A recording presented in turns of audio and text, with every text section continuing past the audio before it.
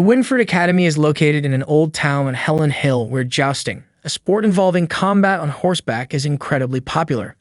Mizuno Takahiro, one of the students at Winford Academy, calls jousting a miracle because it brought him to a destined meeting with someone. On the day of the tournament, Aintree Celia Kumani, the student council president of Winford Academy, faced off against Vice President Avery Rana. Celia launched a graceful attack that thrilled the audience. As Rana seemed to pause, Celia asked if she was conceding, but Rana requested another try. Suddenly, Celia noticed a riderless horse running across the field. The horse had escaped from its stable, leaving everyone puzzled.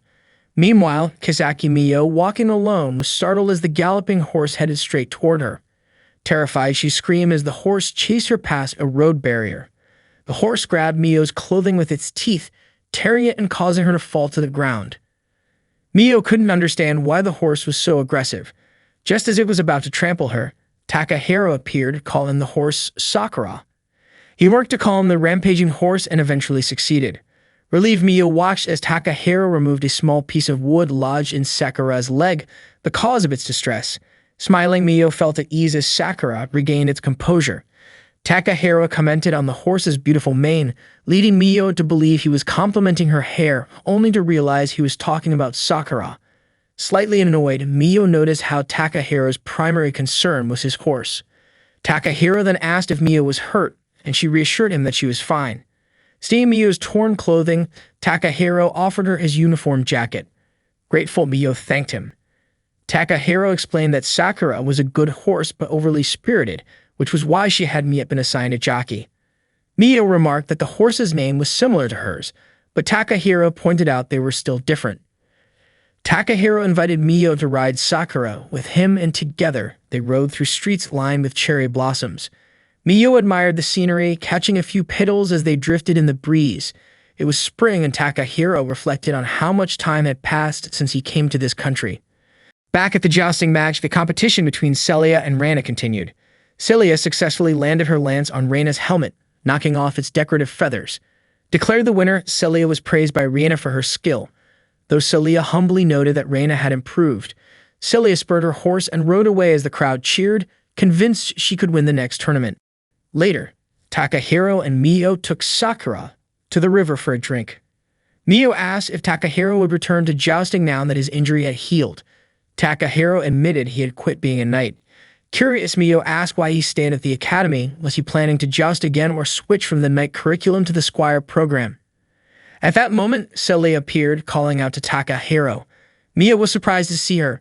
Celia asked if Takahiro had considered her offer, leaving Miyo puzzled about their conversation. Celia explained that she wanted Takahiro to become her squire, adding that it would be fantastic if he joined her. Takahiro hadn't decided yet, but Celia assured him she'd wait for his answer, expressing her strong hope that he'd agree. Afterwards, Celia left. Miyo felt proud of Takahiro, impressed that someone as remarkable as Celia wanted him as her squire. She was confident that together they could win the summer tournament and even achieve worldwide greatness. They could form an unbeatable team, just like Takahiro and Julianus once were. As Takahiro prepared to leave with Sakura, Miyo called out, asking him to wait for her. Takahiro and Miyo took Sakura to the stables, where they found Asmussen James tending to the horses. Miyo greeted him cheerfully, and James immediately asked why Takahiro had taken so long to return Sakura. Takahiro apologized, but before he could explain, Miyo jumped in, telling James about how Sakura had chased her and how Takahiro had come to her rescue. However, James pointed out that it was Takahiro's fault Sakura had escaped in the first place. Miyo continued, explaining about the piece of wood stuck in Sakura's leg, but Takahiro quickly asked her to stop recounting the incident. Once again, he apologized. James instructed Takahiro to put Sakura in the stall and feed her, and Takahiro followed his orders without complaint. While Takahiro busied himself feeding Sakura, Miyo mentioned that she would return his uniform jacket later at the cafe. As Miyo walked back to the school, she couldn't help but sniff the jacket she was still wearing, smiling to herself. Just then, Ryuzoji Akane noticed her and curiously asked what she was doing. Startled, Miyo laughed nervously and quickly changed the subject, asking Akane if her jousting practice was going well. Akane replied that she was giving it her all, no matter how close the tournament was. Miyo called her impressive and a favorite to win, though Akane brushed off the compliment, saying it was an exaggeration. Miyo added that many students in other programs had been talking about Akane, but admitted that the top favorite was undeniably Celia. Hearing Celia's name, Akane became momentarily lost in admiration, imagining Celia's incredible skill. Snapping out of it, Akane finally noticed Mio's outfit and asked why she was wearing a boy's uniform. Mio burst out laughing and explained everything to Akane. Later, while working her part-time job at the cafe, Mio found that Akane had shared the story with Hiraji Ayako, who laughed as she heard about Mio and Takahiro's unusual day. Both Akane and Ayako teased Mio, saying it seemed like she was just having a string of bad luck. Mio admitted that unlike Akane and others in the night curriculum, she had no idea how to handle horses. Ayako chimed in, saying that Takahiro was so focused on horses that he probably made things extra challenging for Mio. She shared a Japanese saying, "If you want to win over a knight, start with his horse." Mio nodded, recalling the proverb, but Ayako advised her that it wouldn't be easy since Takahiro was always inseparable from his horse. Ayako then suggested a different approach, start with his stomach. Mio's mind immediately went to carrots. Ayako joked that Mio needed to win Takahiro over, adding that once she did, he could be all hers. Excited by the idea, Mio decided to make a delicious carrot-inspired lunch as a way to thank him. That evening, while walking home, Takahiro saw two small children playing, pretending to joust. Their mother called them inside for dinner, and the sight stirred memories of jousting in Takahiro's mind. Takahiro eventually arrived home at Ayako's cafe, where Mio greeted him warmly. Akane also acknowledged him, and Ayako offered him dinner. Takahiro, however, wanted to put his bag away in his room first. Mio handed back his uniform jacket, thanking him for letting her borrow it. Takahiro accepted it, noticing a cherry blossom petal stuck to the fabric. He stared at it silently, lost in thought. Mio asked him what was wrong, but Takahiro said it was nothing and headed to his room. The next morning, Mio was bursting with excitement as she prepared to go to school, carrying the special lunch she'd made for Takahiro. Meanwhile, in Takahiro's class, their teacher explained how the role of a squire was crucial in helping knights unlock their full potential during the summer tournament. Takahiro, now part of the squire curriculum, listened intently. In the night curriculum class, the students were practicing their jousting skills with lances. Akane was in the class, diligently training alongside her peers. When the break came, Mio hurried to the stables, carrying a special lunch she had prepared for Takahiro. She was brimming with excitement, hoping he would enjoy her carrot-themed meal, which included carrot salad, carrot Salisbury steak, carrot jam sandwiches, and carrot pudding. When Mio arrived at the stables, she called out for Takahiro, but he was nowhere to be found. Meanwhile, Takahiro was strolling through the back garden when someone called his name. He looked around and found a girl lounging on a swing suspended from a tree, enjoying a sandwich. The girl casually mentioned that her younger sister had made the sandwich for her, so she wasn't planning on sharing it with him. Takahiro asked if she was a second-year student. The girl introduced herself as Asuka Noelle Marys. Back at the stables, Mio continued her search for Takahiro but still couldn't find him. She felt disappointed, especially since she had gone to the trouble of making him a homemade lunch. Sakura, Takahiro's course, kneed repeatedly as Mio called out for him. Curious, Mio approached Sakura, who seemed to be eyeing the lunch basket she was carrying. Mio smiled and decided to offer some of the food to Sakura. Following Ayako's advice about starting with the horse to win over the knight, Mio opened the basket and began feeding Sakura. To her delight, Sakura eagerly ate the meal she had prepared. Mio felt a wave of joy seeing Sakura enjoy her cooking, and decided to wait for Takahiro's return. Meanwhile, in the back garden, Noelle asked Takahiro if it was true that Celia had asked him to be her squire. She commented that she had heard he still hadn't accepted the offer. Noelle confidently added that she was planning to win the tournament that year and wanted to defeat anyone strong who crossed her path. She then boldly asked Takahiro if he would consider becoming her squire instead. At the same time, Mio noticed Takahiro's jousting helmet lying nearby while feeding Sakura. She picked it up, feeling nostalgic about Takahiro's past as a knight. Mio admired how cool Takahiro had been back then and how he still was now. She found herself deeply admiring him. Back in the garden, Noelle continued her conversation with Takahiro, revealing that she knew a lot about his past, including his time as a knight. She expressed how much it would mean to her if Takahiro joined her as her squire in the tournament, saying it would be a great help. Takahiro didn't give her a direct answer, only saying that he needed to get back to the stables. Noelle suggested they discuss the matter another time and asked him to consider her offer. Takahiro agreed to think about it and left. At the stables, Mio hugged Takahiro's helmet, taking in its scent. She couldn't resist trying it on and declared excitedly that she looked just like a knight. Her excitement was cut short when she suddenly noticed Sakura munching on the rest of the lunch she had prepared for Takahiro. Mio tried to stop Sakura, but it was too late. The horse had eaten everything. Heartbroken, Mio lamented all the time and effort she had spent making the meal. Then Sakura began to move restlessly, prompting Mio to tell her there was no more food left. Suddenly, Sakura let out a loud neigh and broke through the fence that had been holding her. Mio was terrified as Sakura bolted, falling momentarily before getting back up and chasing after Mio. Mio screamed in fear as Sakura pursued her relentlessly. She ran as fast as she could, darting out of the stable and onto the road, but Sakura didn't stop. It seemed the horse was furious, and Mio had no choice but to keep running. At that moment, Officer Bertile was explaining to Ann and Emma that a knight's most important attributes were their mind, skills, and body.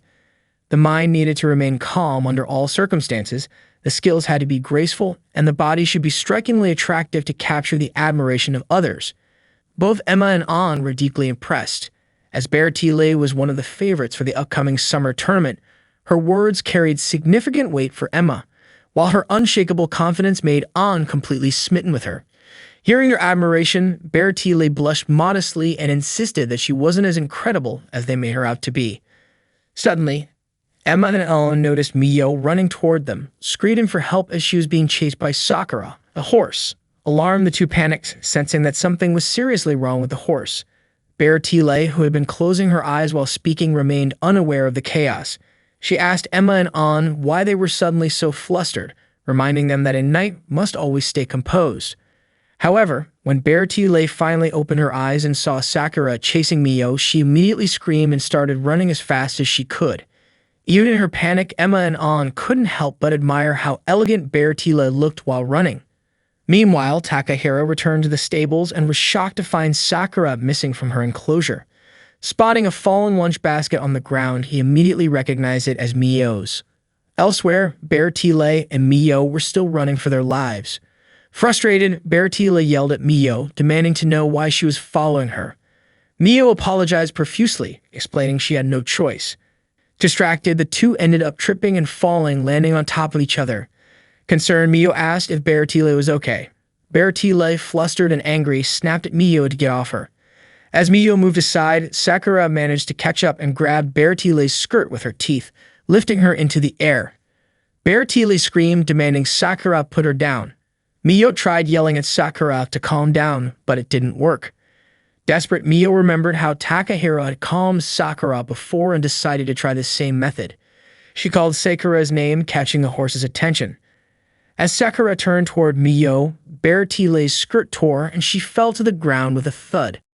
Mio immediately approached Sakura and hugged her, soothing the distressed horse. From a distance, Takahiro spotted Mio holding Sakura and working to calm her down. To his relief, Sakura finally settled, becoming docile again. Bertile, still lying on the ground, was in disbelief over what had just happened. Mio turned to her and reassured her that Sakura was calm now. Emma and Ann quickly ran over to check on Bertile, who was furious. She accused Mio of orchestrating the entire incident, claiming it was a scheme to prevent her, as a tournament favorite, from competing. Mio was taken aback and tried to explain the situation, but Bertile wouldn't hear it. She pointed out Mio's apparent skill with horses and the knight's helmet she was holding, assuming Mio was an experienced knight. Mio insisted she wasn't a knight, but Bertile refused to believe her, vowing not to let Mio off the hook after the embarrassment she had suffered. Bertile demanded to know Mio's name. Mio introduced herself as Kazaki Mio. Hearing this, Bertile pondered whether Mio was listed in the knight curriculum. Without warning, Bertile threw a glove at Mio. Confused, Mio asked why she had done that. Bertile declared it was a formal duel challenge to defend her honor as a knight. Shocked, Mio dropped the helmet she was holding. Bertile added that since they were both knights, they should settle the matter with a joust. Mio was stunned by the proposal. Watching from afar, Takahiro couldn't believe what he was witnessing. He hadn't expected Mio to participate in a joust. Still, as he observed the unfolding events, Takahiro thought to himself that if fate truly existed, this must be part of it. Bertile challenged Mio to a duel for her honor as a knight. Mistaking Mio for a knight, Bertile declared her intent to face Mio in a jousting duel. Mio was startled by this sudden challenge. Takahiro, observing from a distance, watched their exchange. Beartile eagerly anticipated their upcoming duel, laughed confidently, and walked away. Emma, noticing Beartile strolling casually without covering her lower body, wondered aloud why Beartile would expose herself like that. An commented that only an extraordinary noble would laugh while dressed so boldly. They decided to catch up to Beartile. Takahiro approached Mio, who immediately expressed her inability to joust or duel. Just then, Sakura neighed loudly. That evening at a cafe, Mio shared her concerns about the jousting challenge, feeling utterly lost. Akane acknowledged Beartile's skill but pointed out that she often misunderstood situations and was incredibly stubborn. Ayako asked Takahiro if the duel could simply be cancelled. Takahiro explained that he and Mio had already discussed the matter with the student council earlier that day, but Reina, speaking on their behalf, declared that the documentation submitted by Beartile was binding and could not be revoked. Mio reiterated that she couldn't joust, but Reina clarified that it was no longer a duel, but a practice match approved by the student council. Mio had no grounds to argue further. Reina also reminded Takahiro that canceling the match after the schedule was set would tarnish the honor of knights, leaving Takahiro speechless. Mio began crying in the cafe, overwhelmed by her predicament. Akane added that Mio had never studied the knight's curriculum, making the situation even more challenging. Suddenly, Mio suggested asking Celia, the student council president, for help, noting that Takahiro was acquainted with her. At the mention of Celia's name, Akane drifted into a daydream of Celia riding a horse, clearly idolizing her. Akane was so captivated that she nearly lost consciousness. Mio tried to snap her out of it, but Ayako assured her that Akane would recover shortly. Takahiro argued that consulting Celia wouldn't make a difference since Reina's explanation was accurate. Would be dishonorable to tarnish Ignite's reputation. Mio, however, insisted that she couldn't duel. Takahiro then mentioned one way to avoid the duel, leaving Winford Academy entirely. Akane was shocked by this suggestion, and Mio quickly rejected the idea, stating she didn't want to leave school. If that was the case, Takahiro said, Mio had no choice but to participate in the joust. Mio protested, explaining that she didn't even know how to ride a horse.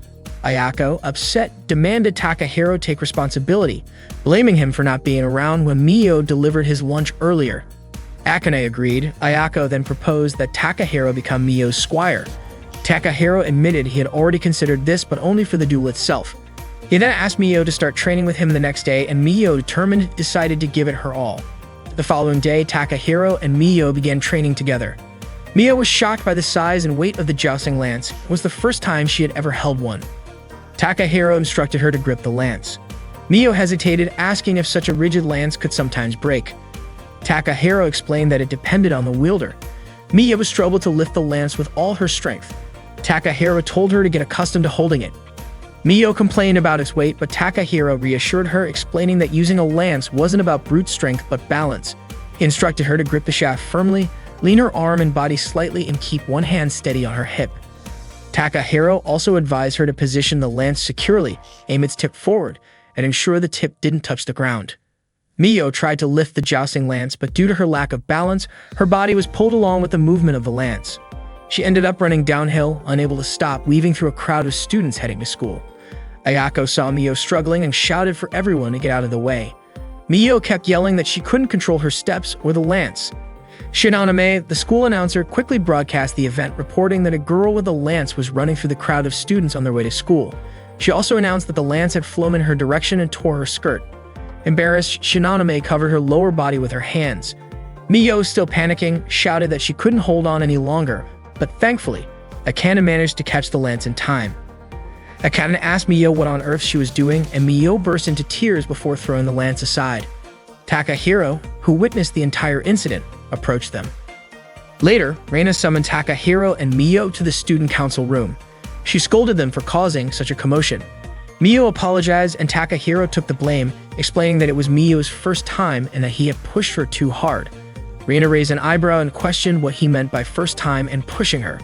She asked Mio if what Takahiro said was true. Mio, flustered, explained that the lance was heavy and big, but Takahiro insisted she hold it. Then he told her to lean forward because they would use the long object to thrust. Her vague explanation made Reina doubt they were actually practicing jousting.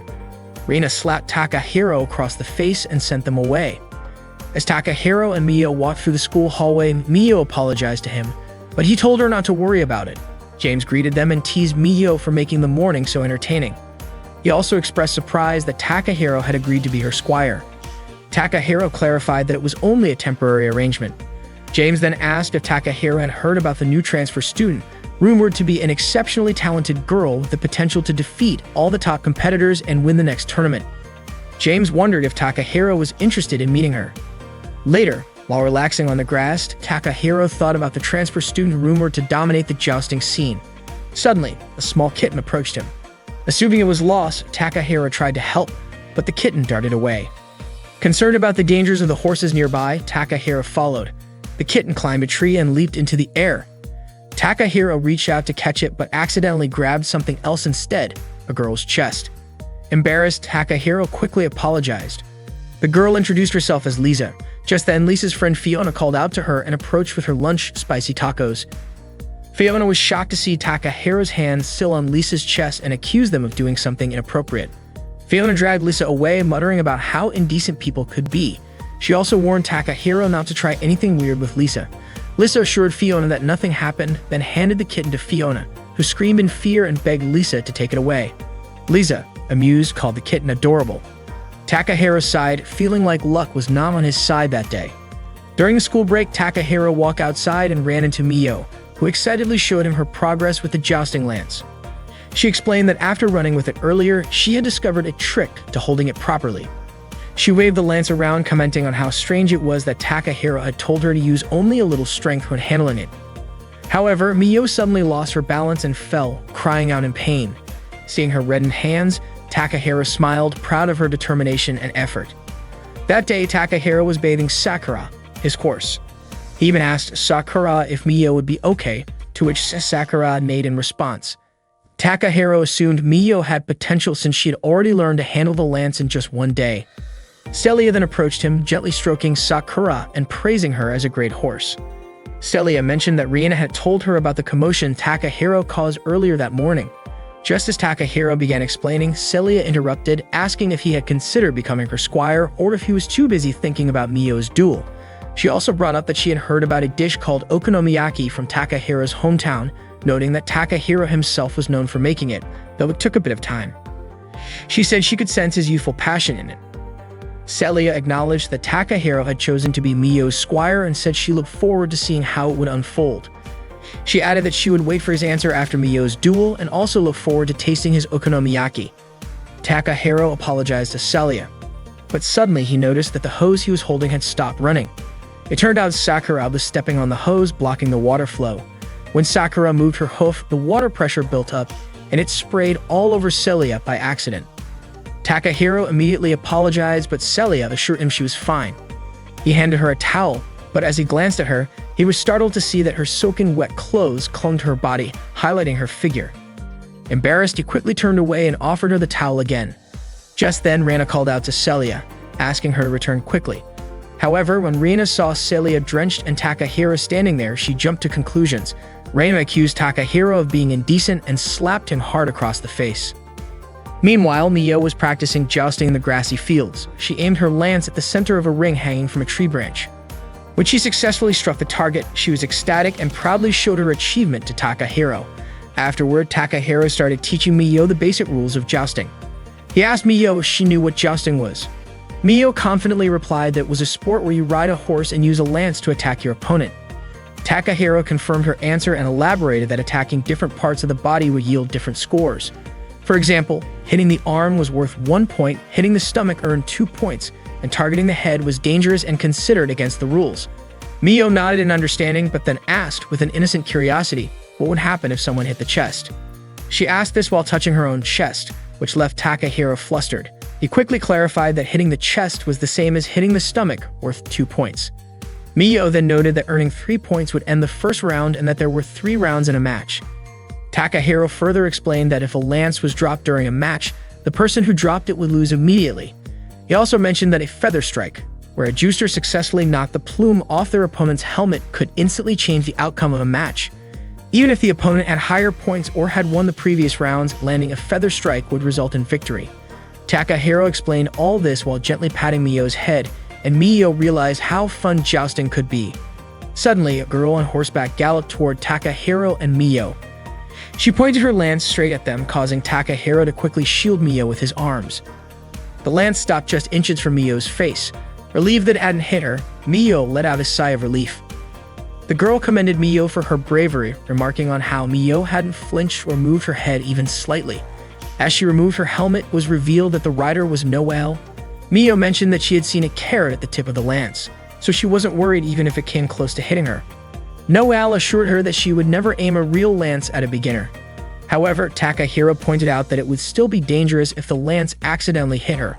Noelle confidently replied that she wouldn't make such a mistake. Moreover, she had demonstrated her skills and she thought it would be better if Takahiro spent his time becoming her squire.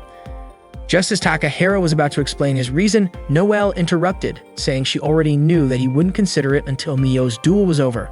That was why Noelle decided she would help Mio train. She was confident in her abilities and was certain that after Mio's duel, Takahiro would become her squire. Takahiro commented that Noelle was overly confident. Noelle then introduced herself to Mio, greeting her warmly, and Mio returned the greeting. Noelle began helping Mio with leg stretches. Mio winced in pain and asked Noelle to go easier on her. Noelle urged Mio to hang in there, saying that she'd get used to it soon. She explained that Mio needed to loosen up her leg muscles as warming up would prevent injuries during the duel. Noelle kept pushing, pulling, and stretching Mio's muscles, leaving Mio grimacing in pain. After the stretches, Noelle introduced a strength exercise. Mio had to carry Noelle on her back while walking. Noelle kept urging Mio to move faster, but Mio insisted that she couldn't go any further. Takahiro asked Mio if she was okay, but Noelle dismissed his concern, saying he shouldn't pamper her. There wasn't much time left before the duel, and Mio needed Spartan training. Mio, however, retorted that Noelle was rude for implying she was heavy. Exhausted, Mio lost her strength, fell backward onto Takahiro, and all three of them tumbled downhill. They ended up lying sprawled on the ground, and Takahiro asked if Noelle and Mio were okay. Later, Mio was washing up in the bathroom when Noelle suddenly peeked in, startling her. Noelle commented on how beautiful Mio's body was, fair, smooth, and free from scars or blemishes. Mio was slightly embarrassed, realized for the first time how nice her own body looked. Noelle went on to say that she never would have guessed someone with such a gorgeous figure would be jousting. She even joked that she'd allow Mio to keep Takahiro a little longer. As Mio noticed scars on Noelle's back, Noelle shared her determination to win the upcoming summer tournament. Meanwhile, Takahiro was cleaning the stables when James appeared, handing him a gift for Mio. That night, as Mio lay in bed, she kept thinking about Noelle's dedication to training her. Unable to sleep, she picked up a book about jousting and started reading it. She even tried practicing some of the techniques from the book. The next morning, Takahiro handed Mio the gift from James. James complimented the feather decorations on the armor, saying they suited Mio and made her look like a true knight. Mio, confused, mentioned that she didn't have feathers, not realizing it was a metaphor for the ornamentation on the armor. James encouraged her to take good care of the old armor and suggested she polish it to bring out its shine. He wished Mio success in her upcoming duel. James then showed Mio Sakura, now fully equipped with protective gear. Mio was in awe at how impressive Sakura looked. James remarked that although Sakura could be a bit mischievous, she was a good horse, and it seemed like she had taken a liking to Mio. Overwhelmed with gratitude, Mio hugged Sakura tightly, promising that they would do their best together. She thanked James for everything. Next, Takahiro handed Mio a helmet, saying she couldn't joust without it. Mio was surprised and touched that Takahiro would give her his own helmet. She thanked him and tried it on immediately, asking for his opinion on how she looked. Takahiro smiled and told her she looked amazing. With everything ready, Takahiro declared that they were going to train hard that day. Mio, still trying to catch her breath from all the preparation, pleaded for him to go easy on her. However, Takahiro firmly stated that he wouldn't hold back, not even for his parents, siblings, or, after a slight pause, even his girlfriend. Hearing the word girlfriend, Mio blushed deeply but quickly shook it off, resolving to give the training her all. Takahiro emphasized the importance of their efforts, saying that no one knows what tomorrow will bring and that life is a series of interconnected events. Mio had to duel a knight named Bertile due to a misunderstanding. Not knowing anything about jousting, she spent her days training and learning the basics. Noelle taught Mio how to properly hold a jousting lance and how to aim it at her opponent. Noelle reminded Mio to keep her grip firm. After that, Noelle taught Mio how to ride a horse. Since it was Mio's first time, she struggled to find the correct sitting posture. Noelle instructed her to sit up straight. When practicing in armor, Mio kept getting hit repeatedly. Takahiro advised her not to fear her opponent's lance and to attack first, as dodging could be even more dangerous. The day before the match, Takahiro asked Sakura to look after Mio. While walking in the back garden, Takahiro suddenly saw Lisa's cat strolling by. He chased after it, caught it, and told the cat not to roam around the area to avoid being hit by horses. The cat meowed in response.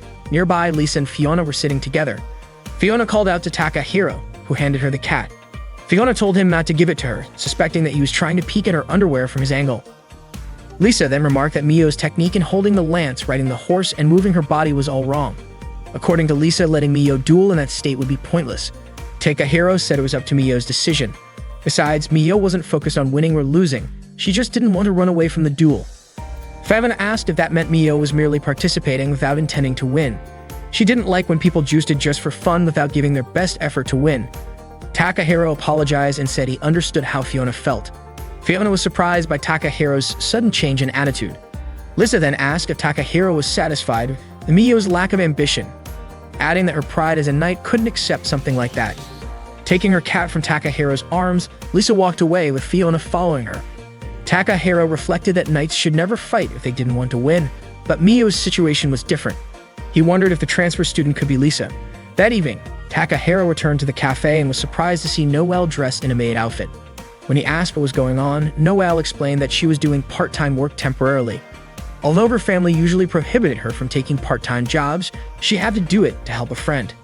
Ayako asked Mio to rest that day even though Mio had previously said jousting wouldn't interfere with her work. Mio was so enthusiastic about training that she'd exhausted herself. Akane remarked that Mio's situation wasn't surprising considering how hard she had been training in such a short time. Takahiro thanked Noelle for helping Mio so much. Noelle brushed it off, saying the rest was up to Mio.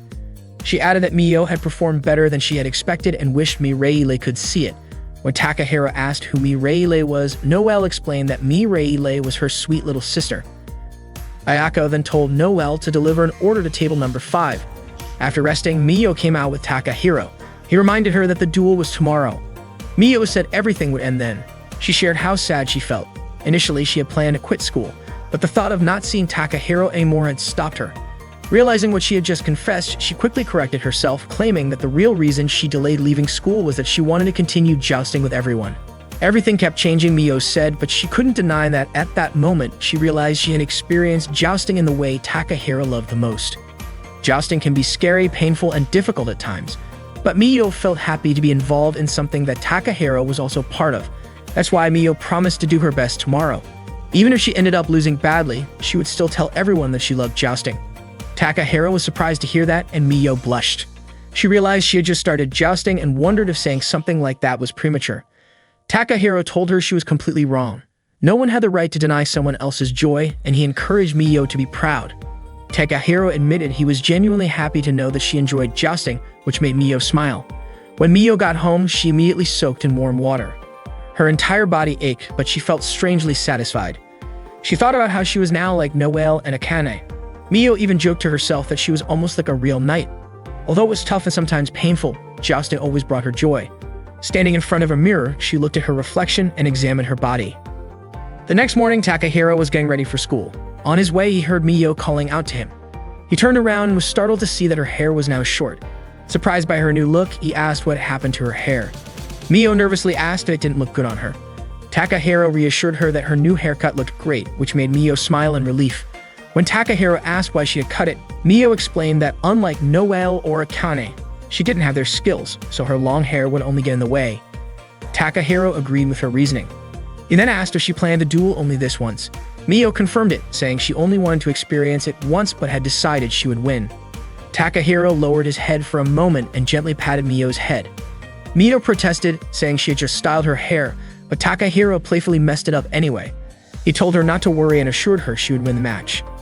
The day of the jousting match between Bertile and Mio finally arrived. Students gathered in the stands, buzzing with excitement. Mio, already dressed in her armor, seemed visibly nervous. Akane, noticing her unease, decided to help. She suddenly pushed Mio, causing her to bump into Takahiro. Both Mio and Takahiro were startled, and Mio asked what Akane was trying to do. Akane just smiled and said that Mio wasn't nervous anymore, was she? Mio realized Akane was right and felt her nerves settle. Both Akane and James smiled in satisfaction. At that moment, Bertile, An, and Emma approached them. Bertile asked if Mio was ready for the match, reminding her of the humiliation Bertile had suffered before and promising she wouldn't forget it. Mio retorted that Bertile's armor design was just as revealing as the accident she had caused. Anne pointed out that Bertile was the only person at school who could pull off armor like that, and Emma added that no one else could wear it quite like her. Bertile then turned to Takahiro and asked if he was Mio's squire. Takahiro introduced himself. Bertile mentioned that her horse, Weißrosen, was ready and waiting. She urged Mio to prepare for the duel. With that, Bertile and her two friends walked off. Takahiro asked Mio if she was ready, and the two headed toward the jousting arena. At the arena, Shinonome began broadcasting the match between Bertile and Mio, hyping it as an extraordinary duel. Takahiro took a moment to share his analysis of Bertile's strategy with Mio. He explained that Bertile often used a move called the feather fly against weaker opponents. Takahiro advised Mio to let Bertile's lance come close and, at the last moment, dodge it. Then, after Bertile moved, Mio should aim for her left shoulder. Mio asked why she had to close her eyes. Takahiro explained it was part of their plan. He wanted Mio to win the first round and, if possible, catch Bertile off guard, making it look like Mio's victory was just luck. This, he said, was the most crucial part of the strategy. Mio nodded, fully trusting Takahiro's reasoning. Takahiro also pointed out that Bertile's attacks weren't as fast as Noelle's, reminding Mio to rely on her training. She understood and asked Takahiro to wish her luck. Meanwhile, Anne handed Bertile her lance. Emma wondered what kind of strategy Takahiro and Mio might have planned.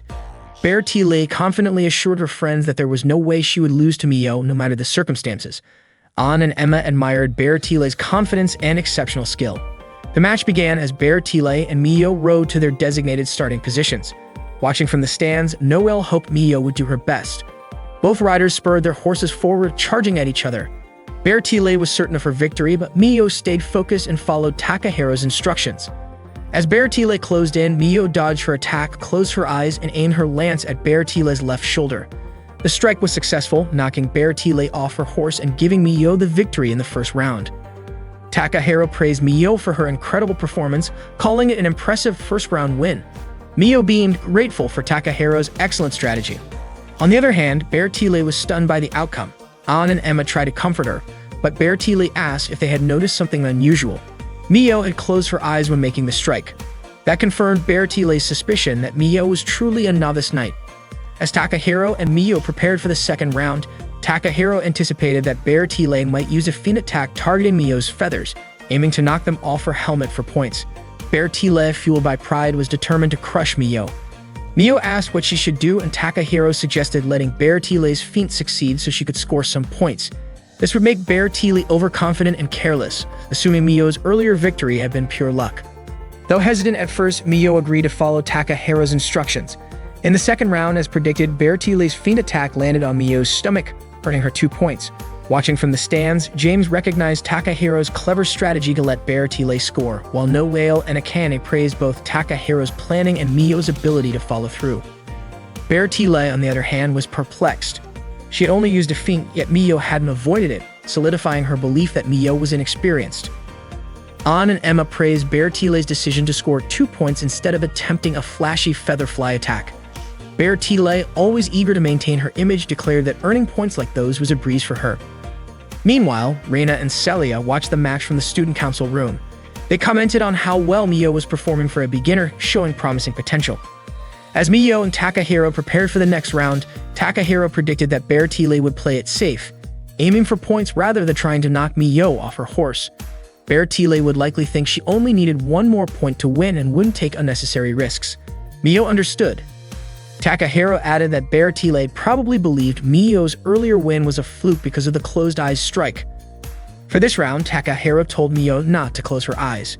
She needed to lean into Bertile's lance, dodge it at the last moment, and then counterattack. Takahiro instructed Mio to strike Bertile's arm with as much force as possible. Mio hesitated but eventually nodded, reassured by Takahiro's confidence in her.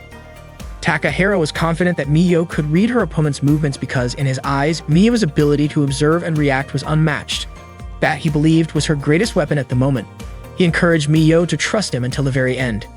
Bertile and Mio returned to their starting positions to prepare for the third round. Once the round began, they galloped toward each other at full speed. Bertile aimed her lance and Mio approached, trying to dodge the attack. Unfortunately, she wasn't able to evade it completely, resulting in a tie. The match was now down to the final decisive round. Watching from the stands, James noted that it seemed Takahiro hadn't considered this possibility in his strategy. Feeling disheartened, Miyo apologized to Takahiro for failing to dodge Bear Tile's lance. However, Takahiro admitted that the blame lay with him. He realized that Miyo hadn't been jousting long enough to pull off such a precise dodge at close range, something he should have anticipated. Miyo's expression turned somber, and Takahiro noticed it immediately. He understood that she looked at him that way because she felt his frustration. As her squire, even if unofficial, it was his responsibility to support her. Seeing how much she trusted him, Takahiro resolved to focus on helping her. He encouraged Miyo to carefully observe Bear Tile's movements in the final round.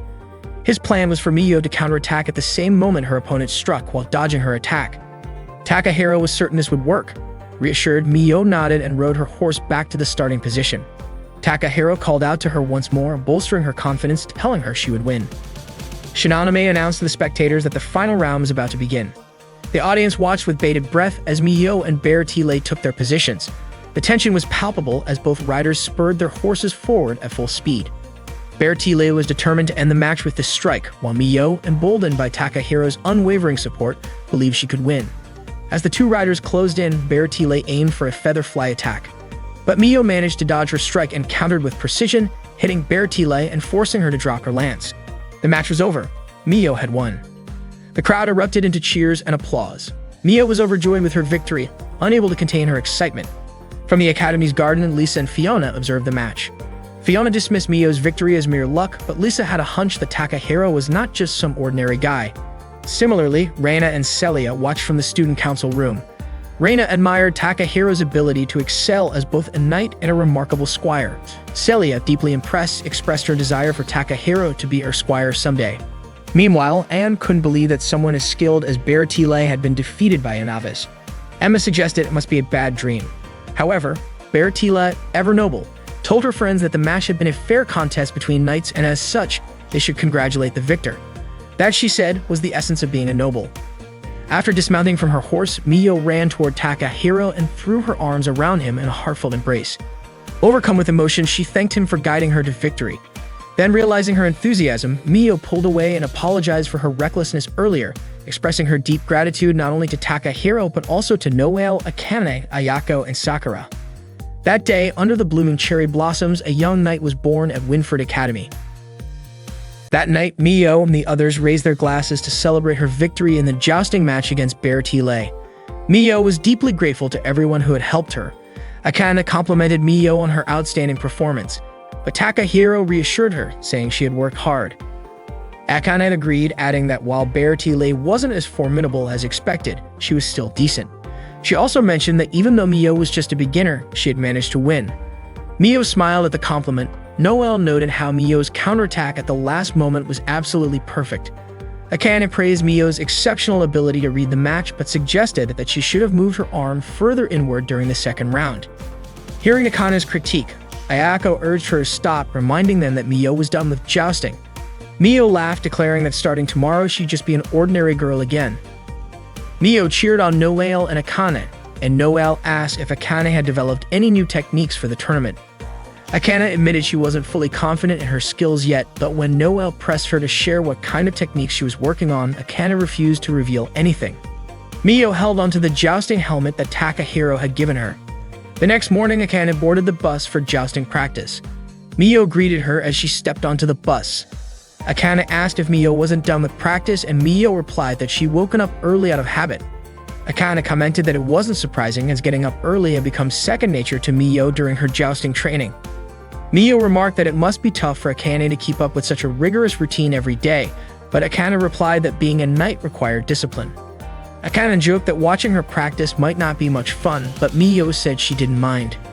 She complimented Akane on how spotless her equipment always looked. Akane explained that a knight couldn't be called one if their gear wasn't clean. It was the first lesson she'd learned when she started jousting. Miyo asked if Akane had really started jousting at the age of 5. Akane fondly recalled those early days, sharing how her parents often took her to watch jousting matches. It was during one of those moments that she realized she wanted to become a knight, calling it her destiny. When they arrived at the training grounds, they noticed a knight in black armor. The knight galloped across the field, aiming their lance at various targets, hitting each one flawlessly. Impressed, Mio commented on the knight's incredible skill. Akane speculated that the knight must be in Class A like herself, though she had never seen that armor before. She guessed the knight might be a new student. The mysterious knight left the training grounds without saying a word. In the student infirmary, Ayako was examining Takahiro's leg. He mentioned he was still feeling pain from his old injury. Ayako assured him that the injury should have healed by now, but whether he could become a knight again depended on how he felt. If the pain persisted, she advised him to consult a specialist. Fiona and Lisa entered the infirmary to grab some bandages, but from behind the curtain, Ayako and Takahiro's positions made it look as though something inappropriate was happening. Fiona, shocked, quickly blocked Lisa from seeing further. During class, Mio was playing with a knight figurine on horseback instead of focusing on her lessons. She glanced out the window, watching others practice jousting. The teacher approached her, urging Mio to pay attention to the lesson. After school, Mio went to watch the knights train instead of heading home. It seemed like she still had a longing for jousting. Even during her part-time job at a cafe, she found herself using a tuning fork on a sandwich she had prepared, pretending it was a lance. Ayako arrived and was surprised to see Mio had already finished assembling the sandwiches. Mio greeted her with a smile. That evening, Mio soaked in the bath, staring at the scratch on her hand, a mark left from her jousting days. After finishing her bath, she looked at her slightly dirty jousting helmet. Unable to leave it as it was, she began to clean it. The next day, Takahiro went to the jousting practice grounds and noticed a few jousting lances lying around. He reached out to pick one up, wanting to relive his memories of jousting, but he hesitated and decided against it. In the backyard, Lisa and Fiona were pushing a cart full of jousting equipment. Fiona suddenly stopped, complaining of exhaustion. She grumbled about why she and Lisa had to move such heavy loads, calling it old-fashioned to make first-year students do all the cleaning. Fiona suggested they stop, arguing that tasks like these should be given to those without talent. She was confident that if Lisa won the summer tournament, they wouldn't have to deal with such chores anymore. Just then, Akane approached them and asked if they were first years. She criticized their behavior, reminding them that they wouldn't win without the equipment. Fiona scoffed at Akane's words, dismissing her concern and claiming that equipment had nothing to do with someone's abilities. Akane retorted that a true knight never forgets to show gratitude toward their gear. Fiona cut her off, mockingly calling jousting a stupid competition, which shocked Akane. Fiona went on to ridicule the knight curriculum, saying it was pathetic how students from that program lost to regular students. She called the program low-level and confidently claimed that if all the upperclassmen were like Akane, not only would Lisa win, but she might even dominate. Akane warned Fiona not to be overconfident. Fiona taunted her further, asking if Lisa would show her skills right there and then. Akane responded that a wise knight never wields their lance without careful consideration. Fiona smirked, guessing that Akane would be humiliated if she were defeated by a first year. Lisa, stepping in, said she didn't mind settling things immediately. Akane and Lisa quickly put on their armor and mounted their horses. As they began their match, Noelle, who was lounging on a tree swing nearby, was startled when Akane and her horse dashed past. Takahiro, also nearby, grew curious about what Akane was up to. Akane rode straight to the training grounds, where Lisa appeared wearing the same black armor Akane had seen before. Fiona cheered Lisa on, sarcastically telling her to go easy on the upperclassmen. Takahiro arrived at the scene and asked what was going on. Fiona was startled to see Takahiro, referring to him mockingly as the pervy upperclassman. She told him they were clearly about to duel and yelled at Lisa to score points quickly. Takahiro, concerned, asked if they had gotten permission to fight, to which Fiona nonchalantly replied that they hadn't. Takahiro shouted at Akane, urging her not to make such a reckless decision, but it was clear neither of them intended to back down. Meanwhile, Mio was feeding Sakura, her horse, and thanked him. She admitted she wouldn't have won without him letting her ride. Mio wondered aloud who might ride Sakura in the summer tournament. Just then, James approached her, calling out her name. Surprised, Mio turned to him and said she was planning to return the armor she had borrowed. James noticed it had been cleaned and told her it was a gift from him. He asked if she no longer needed it, but Mio couldn't bring herself to respond. She quickly excused herself, saying she had to get to work. Back at the practice field, Akane and Lisa were gearing up for their match. As they launched their horses forward, Akane counted down from 3 before making her move. She attacked, but Lisa read her strategy effortlessly. Lisa noted that while Akane's aim was precise, her intentions were far too obvious. Lisa dodged the attack and retaliated with a strong strike, but it wasn't enough to knock Akane down. Fiona and Takahiro watched from the sidelines. Takahiro started to realize that the rumors about Lisa's skill were true. Akane acknowledged Lisa's impressive talent but remained confident that Lisa wouldn't let her guard down even while leading. Elsewhere, Mio was by the riverbank when she noticed a jousting match in progress. During the second round, both knights charged at each other, but neither was unseated. Their lances merely clashed mid-air, resulting in a draw. Frustrated, Fiona shouted, complaining about the outcome and taunting Akane, asking if she even knew when to quit. Akane shook her head, incredulous at the defiance of such a troublesome underclassman at Winford Academy. Fiona replaced Lisa's lance and told her to win the next round. Lisa nodded while Akane decided to use her new technique, even though it wasn't perfected yet. She was determined to try. Mio, rushing toward the match, finally realized it was Akane who was dueling. As Akane and Lisa started the third round, they charged forward on their horses, lances ready. Akane launched her attack, but Lisa, analyzing her movements, thought it was the same as before and deemed the effort futile. Initially, Lisa dodged successfully, but Akane quickly pulled her lance back for another strike. With confidence in her move, Akane thrust her lance again, hitting Lisa's arm. Fiona, puzzled, turned to Takahiro and asked what had just happened. Takahiro explained that the move was called a double attack. Both he and Mio praised Akane's impressive use of her new technique. Lisa called Akane annoying but admitted she was strong. For the first time, Lisa felt she had a truly formidable opponent. Fiona acknowledged that the third round was surprising but noted that the score remained tied. She remained confident that Lisa wouldn't lose to Akane. Suddenly, Noelle arrived on horseback riding toward Takahiro and Fiona. She informed them that Rina, the student council vice president, was on her way. Fiona asked why that mattered. Noelle explained that matches without school approval were prohibited, and if the student council found out, neither Akane nor Lisa would be allowed to participate in the summer tournament. Fiona panicked, exclaiming that Lisa had to be in the tournament. However, Lisa and Akane had already begun their fourth round. Noelle and Fiona shouted at them to stop, but their efforts were in vain. Takahiro quickly borrowed Noelle's horse and raced to the field. Picking up one of the lances used in the match, he charged toward Akane and Lisa. Just as their lances were about to clash, Takahiro struck both lances, deflecting them to prevent any contact. His sudden action left Akane and Lisa stunned. Mio, watching from a distance, observed Takahiro's bold move. At that moment, Rana arrived with two other student council members. She sternly told Akane and Lisa that dueling was not allowed. Takahiro, stepping in, asked Rana what the issue was. Rana questioned Takahiro about his presence there. Thinking quickly, Takahiro explained that they were simply helping Lisa, the new student, practice horseback riding. Rana had accepted his explanation as a misunderstanding, though one of her companions seemed skeptical. Rana warned them not to trouble the student council again, and both Takahiro and Akane nodded in agreement. Rana then led her companions away. Once they were gone, Fiona sighed in relief, grateful that the student council hadn't uncovered the truth. Noelle complimented Takahiro, and Akane expressed her gratitude, saying he had saved both her and Lisa. She marveled at how he had deflected two lances simultaneously, comparing his skill to that of a god. Takahiro glanced at his hand, seemingly lost in thought. Lisa, however, called him reckless, questioning if there wasn't another way to resolve the situation. She also remarked that his hand must be numb by now. Akane turned to Lisa, saying that unfortunately they would have to settle their match during the summer tournament. Lisa smiled, saying she looked forward to it. Noelle then introduced herself to Lisa, solidifying their newfound camaraderie. Meanwhile, Mio continued to watch from afar.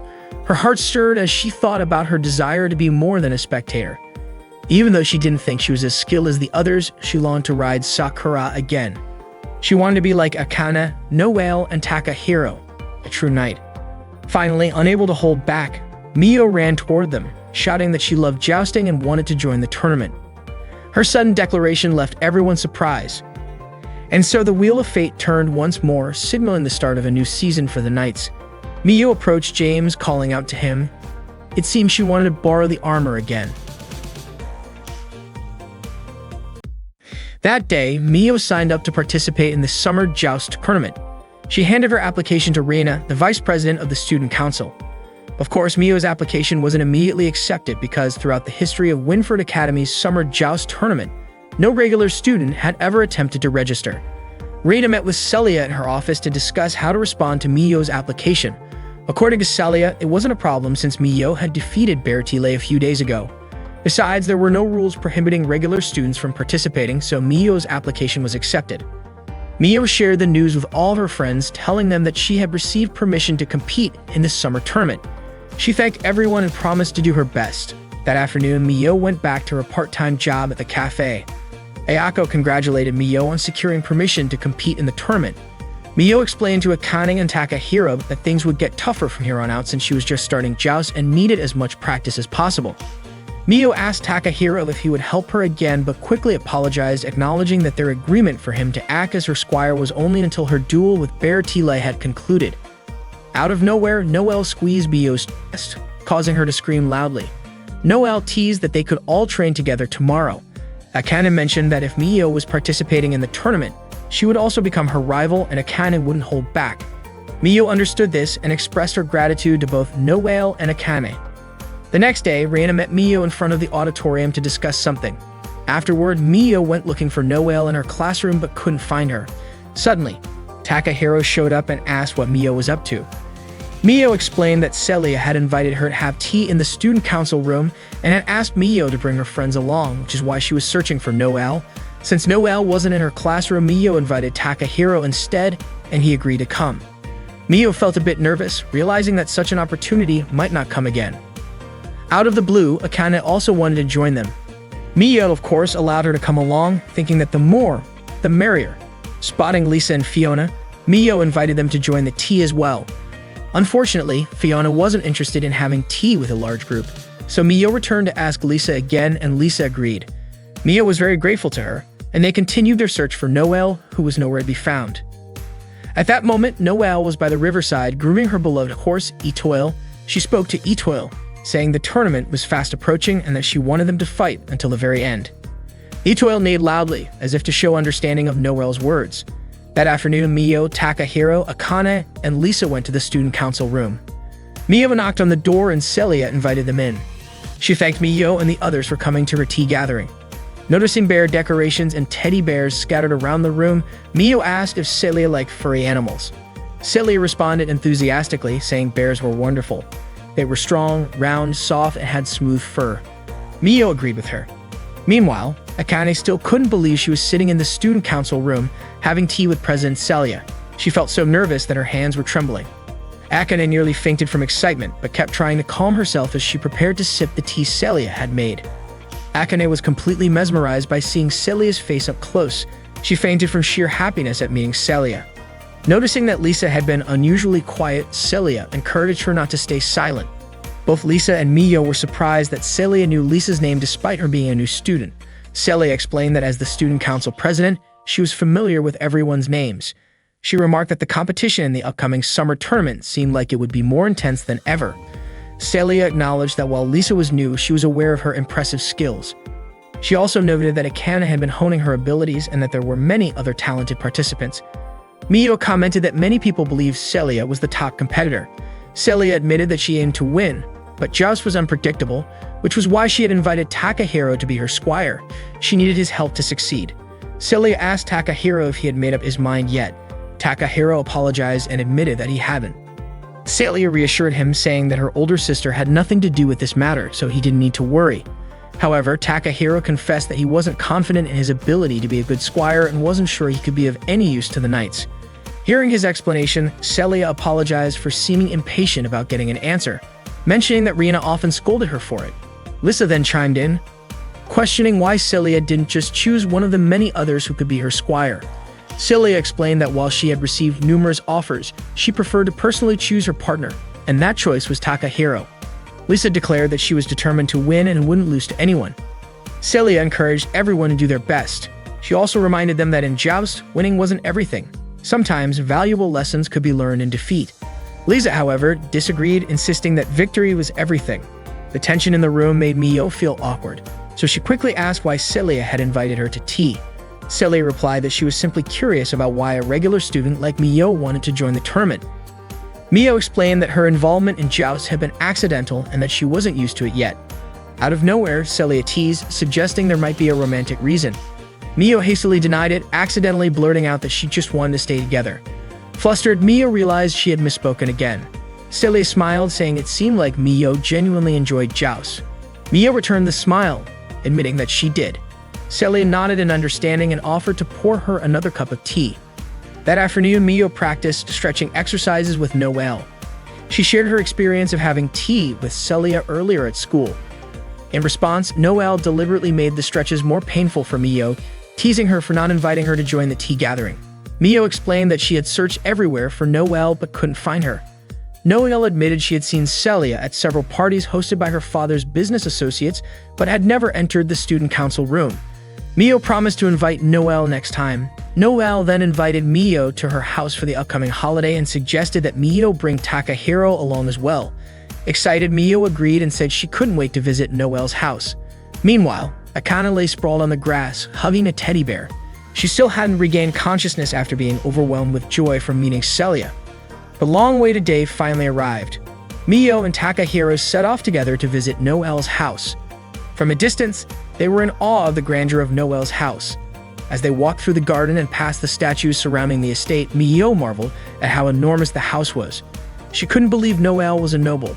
That's when Takahiro remembered Noelle's full name, Ascot Noelle Maris, belonging to the renowned Ascot Marcos family, famous throughout Helen's Hill for their immense wealth. Noelle greeted Mio and Takahiro warmly, thanking them for coming to her home. Mio asked if Noelle was really the successor to the Marquisate. Noelle humbly responded that the title belonged to her father and she was just herself. She then invited them inside. Before entering, Takahiro noticed a broken knight statue in the front yard and Mio couldn't understand why it was in ruins. As they stepped into the house, Takahiro cautioned Mio to be careful not to break anything, and she nodded earnestly. Inside, Noelle introduced her younger sister, Mireille, to Mio and Takahiro. Mireille greeted them cheerfully and introduced herself as Ascot Mireille Maros. She expressed how happy she was to meet them, having heard so much about them from Noelle. Mio returned the greeting and remarked how kind Noelle was to everyone. Mireille admitted she recognized them because Noelle frequently talked about them. Mio and Takahiro suggested Mireille call them by their first names to feel more at ease. They sat down for tea, which Mireille seemed to enjoy. Mio mentioned that Ayako had taught her how to make it. Curious, Mireille asked who Ayako was. Takahiro explained that Ayako was the doctor at Winford Academy and also the manager at Tart Time. Mio then added that Noelle worked at Tart Time too, which caused Noelle to quickly cover Mio's mouth. Realizing her mistake, Mio understood Noelle wanted to keep her job a secret from her family. Mireille asked what Noelle meant by working, but Noelle quickly changed the subject, telling Mireille not to worry about it. Mireille then decided to read Takahiro's fortune using her cards. Mio eagerly wondered if the cards would reveal Takahiro's future romantic partner. Noelle interpreted the cards, saying that Takahiro would soon fall in love with someone close to him. Both Mio and Noelle were intrigued and asked if it was true, but Takahiro hesitated and asked them not to press the matter. Mireille asked if the fortune wasn't accurate, but Takahiro didn't outright deny it. Mio joked that in manga, people sometimes don't realize when they're falling in love. Noelle grew curious about who might make Takahiro fall for them. Mireille playfully asked who the closest person to Takahiro was, and he responded that it was James. The answer made everyone wonder if Takahiro might be gay. Takahiro was taken aback and asked how they could jump to such a conclusion. Mio then asked if there was anyone else he was close to, suggesting perhaps his horse. Takahiro admitted he did have a strong fondness for horses. Mireille understood, explaining that she loved horses too because they were born to run, exuded elegance with their perfect forms, and were truly extraordinary creatures. Noelle chimed in, mentioning Mireille's passion for jousting and horses. Mireille elaborated, saying that in jousting, the bond between the horse and rider was paramount. They put everything on the line for a single charge, which she found noble and inspiring. After their conversation, Mireille invited them to visit the flower garden around the estate. She introduced them to several flowers, including English primroses and snowdrops. Mio was enchanted by the beauty of the blossoms. Mireille asked Mio if she was also a knight. Mio explained that she was just a beginner. Takahiro commented that it was his first time visiting such a beautiful flower garden, and Mireille revealed that she was the one who cared for it and had full authority over its upkeep. Takahiro complimented the garden, saying it was so beautiful because the person tending it was beautiful too. Mireille blushed at his words. Mio remarked that Takahiro had suddenly become quite poetic that day, which made Mireille smile. The day felt so enjoyable, and Mireille asked Takahiro and Mio to visit her house again sometime. Both Takahiro and Mio promised that they would definitely come back to spend time with her. Noelle thanked Mio and Takahiro for coming and offered to walk them to the front door. Suddenly, the door swung open. It was Noelle's father returning home. Mireille quickly greeted him. Noel's father noticed Miyo and Takahiro and asked if they were Noel's friends. Takahiro and Miyo promptly introduced themselves by their full names. Smiling, Noel's father shook their hands and thanked them for being kind to his daughters. He then asked how they had become friends. Miyo explained that they were all students at Winford Academy. Upon hearing Winford Academy, Noel's father immediately guessed that Takahiro and Miyo were involved in jousting. Noel confirmed this, adding that she had invited them over and that Mireille had been delighted to meet them. However, Noel's father abruptly told Miyo and Takahiro to leave the house and walked away. Noel apologized for her father's rudeness, but Takahiro assured her it wasn't necessary, and Miyo told her not to worry about it. Noel explained that Mireille had loved jousting ever since she was a child. Even though Noel had tried to protect her, Mireille had gotten injured yet still declared her wish to become a knight. Noel participated in jousting for Mireille's sake. She believed that the stronger she became, the happier Mireille would be. For that reason, Noel vowed she wouldn't lose to anyone. Later, at the cafe, Ayako asked Takahiro about the Marcus Ascot's estate. Takahiro responded by asking if Ayako knew about Noel's family. Ayako, as Winford Academy's doctor, naturally knew about the families of its students. Takahiro guessed that the Marcus didn't hold a favorable view of jousting, likely because of Mireille's injury. Before going to bed, Takahiro found himself thinking about injuries. He absent-mindedly touched his own injured leg, which stirred unresolved emotions. The next morning, Takahiro stood in the stables, gazing at a jousting lance. James suddenly appeared and compared jousting to a wonderful woman, saying that once someone fell in love with it, they could never forget. Takahiro admitted that he loved jousting, and even though he had tried to move on, he couldn't. If he could, Takahiro would dedicate his life to jousting, but he felt uncertain about fully committing as a squire. James asked if Takahiro had any regrets from his time as a knight. Takahiro remained silent, deep in thought. James simply smiled and said that was a good thing. He advised Takahiro to follow his heart, reminding him that life was long and people often wasted it worrying about everything else. James told him that if he ever felt he had made the wrong decision, he could always decide again, as humans always had the chance to start over. James' words left Takahiro pondering his situation. He realized he was standing at a crossroads with two paths before him, returning to his role as a knight or supporting someone else as a squire. Both choices carried risks, and he knew he couldn't make this decision recklessly. However, he also knew that both choices shared a common name: jousting. Winford Academy hosts a tournament every summer to determine the strongest knight. To prepare for the event, the knights trained diligently every day. One day, Takahiro was giving Sakura a bath. Meanwhile, Miyo, Noel, and Akane had just finished their practice and were feeling tired and sweaty. Noel suggested they take a bath together, offering to scrub Miyo's back. As Noel touched Miyo's back, Miyo flinched, startled by the ticklish sensation, and asked Noel to stop her playful antics. Miyo noticed Takahiro bathing Sakura and walked over to him. Takahiro asked Miyo what her plans were for the next day. Miyo said Akane had advised her to rest while she could. Akane nodded in agreement, stating that after intense training, rest was essential before diving back into hard work. According to Akane, training in such a way leads to great strength and beauty, much like a finely forged katana. Takahiro nodded in understanding. Akane also reminded him to take care of Cheyenne.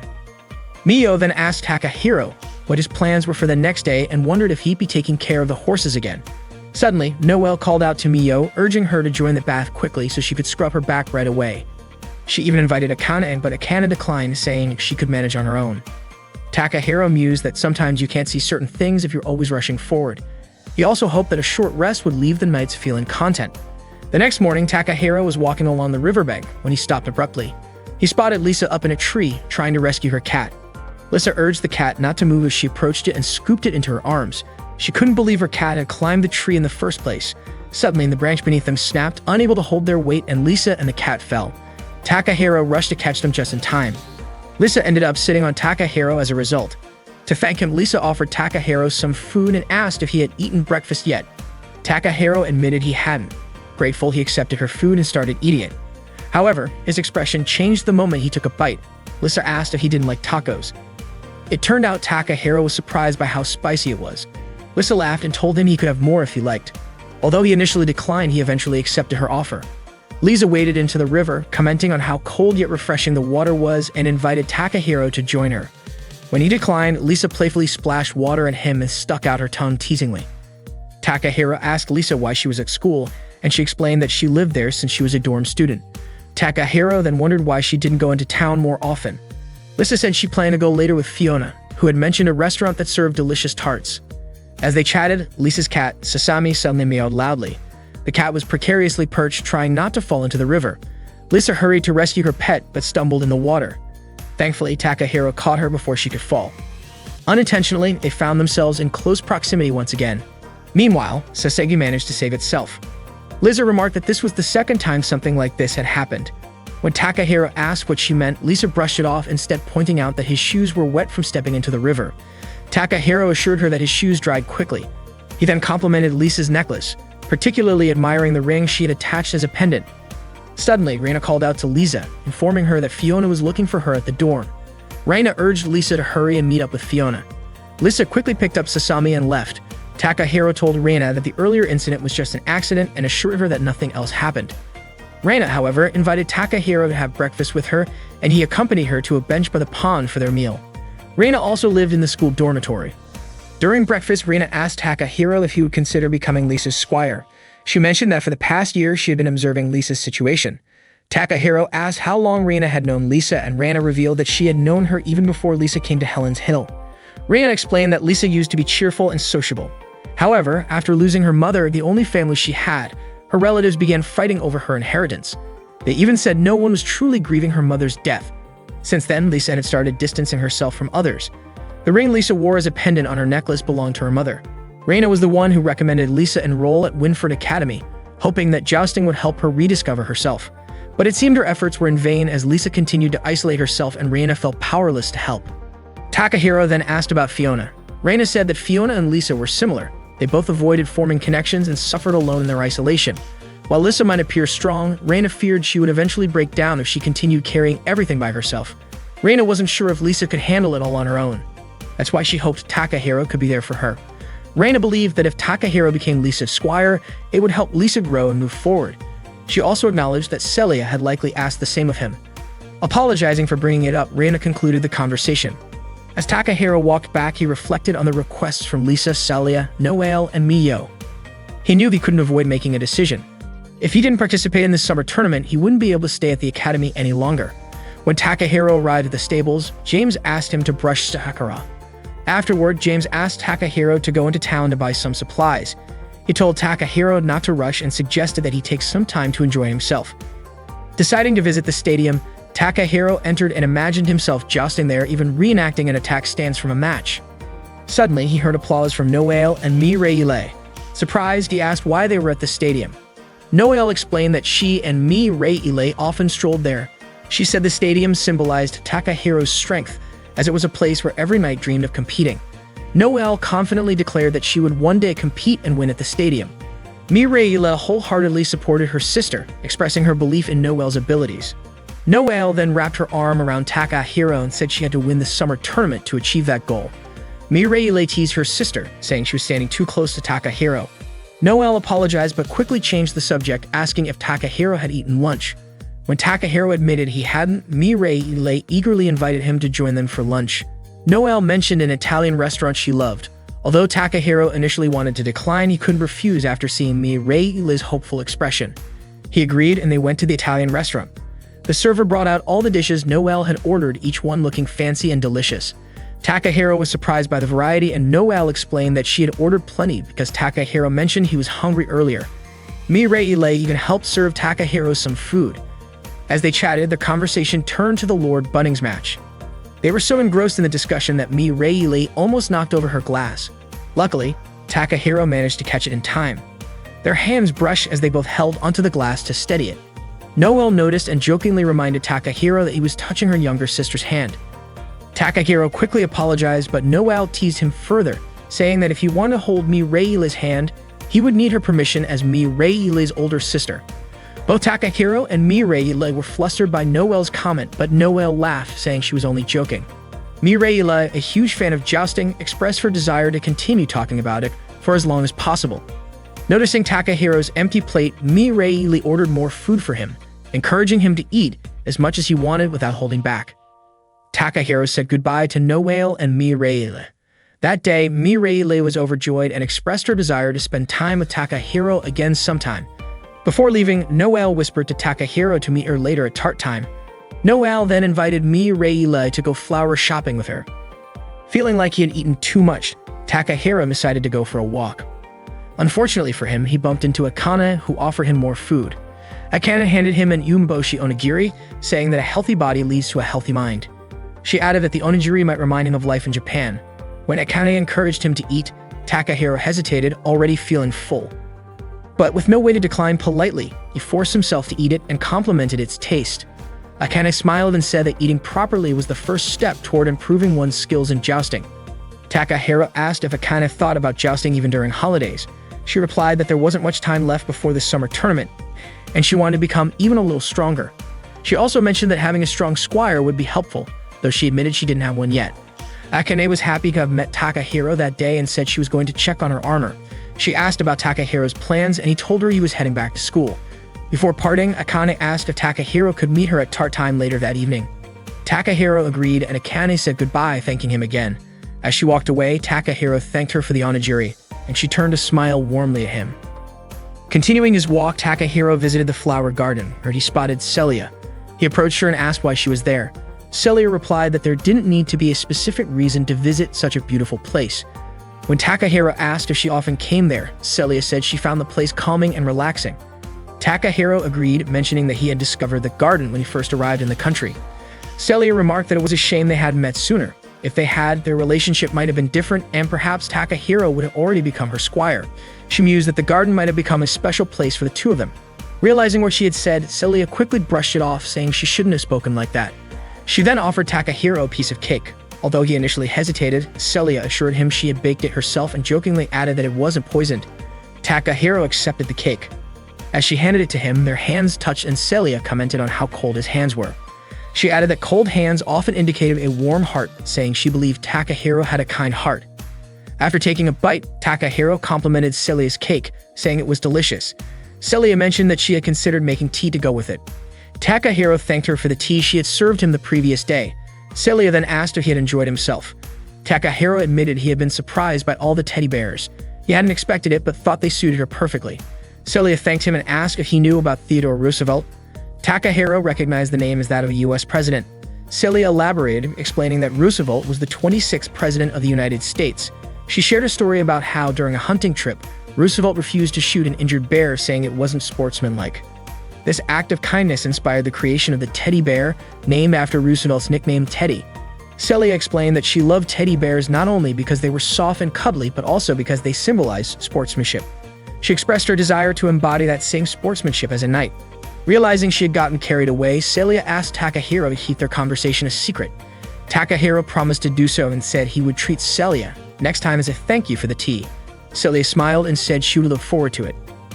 Takahiro began his walk home, thinking he had spent too much of the day being lazy.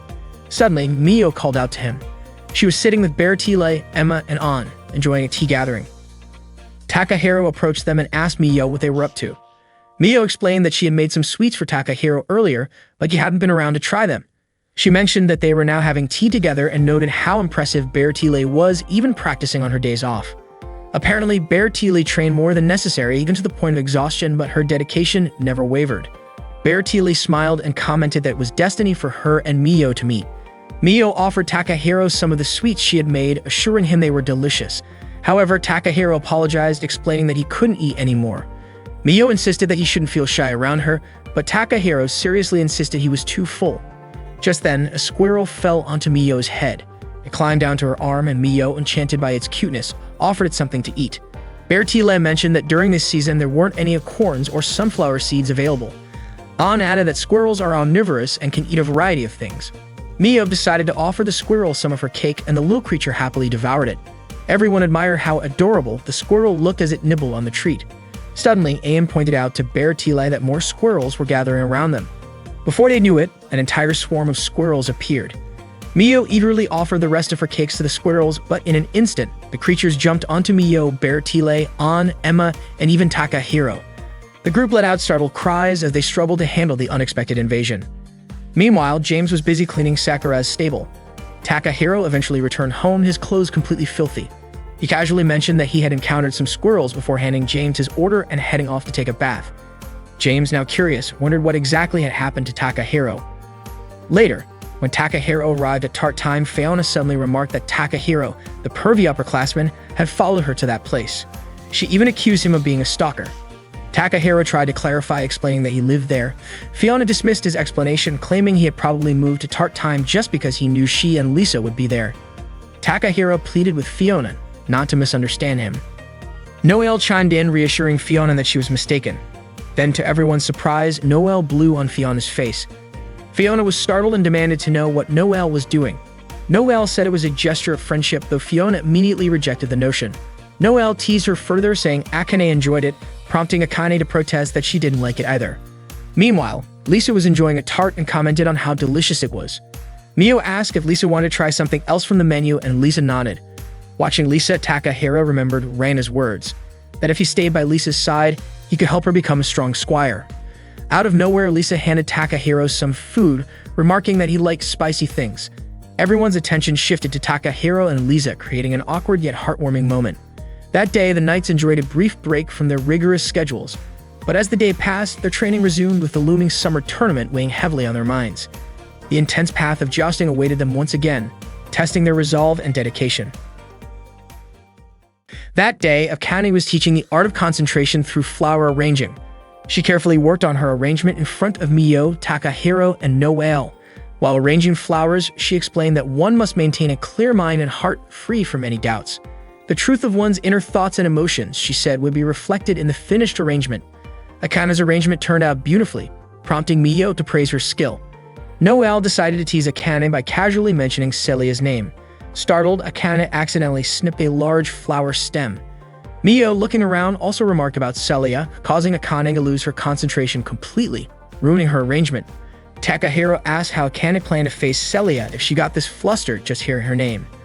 Akane nervously imagined herself competing against Celia and almost fainted at the thought. Stammering, she insisted that facing Celia had nothing to do with her feelings, but her fumbling only worsened her flower arrangement. Later that cloudy afternoon, Akane was training with her sword. She berated herself, calling herself foolish for claiming to be a knight. When it began to rain, Akane quickly sheathed her sword and shielded it under her arm to keep it dry. She ran toward a windmill and took shelter inside a small room beneath it. There she noticed a jacket and realized it belonged to Celia. Just then, Celia entered and greeted her, explaining that she too was seeking shelter from the rain. Akane was stunned to encounter Celia in such an unexpected place. Celia asked if Akane was there to escape the rain as well, marveling at the coincidence of their meeting.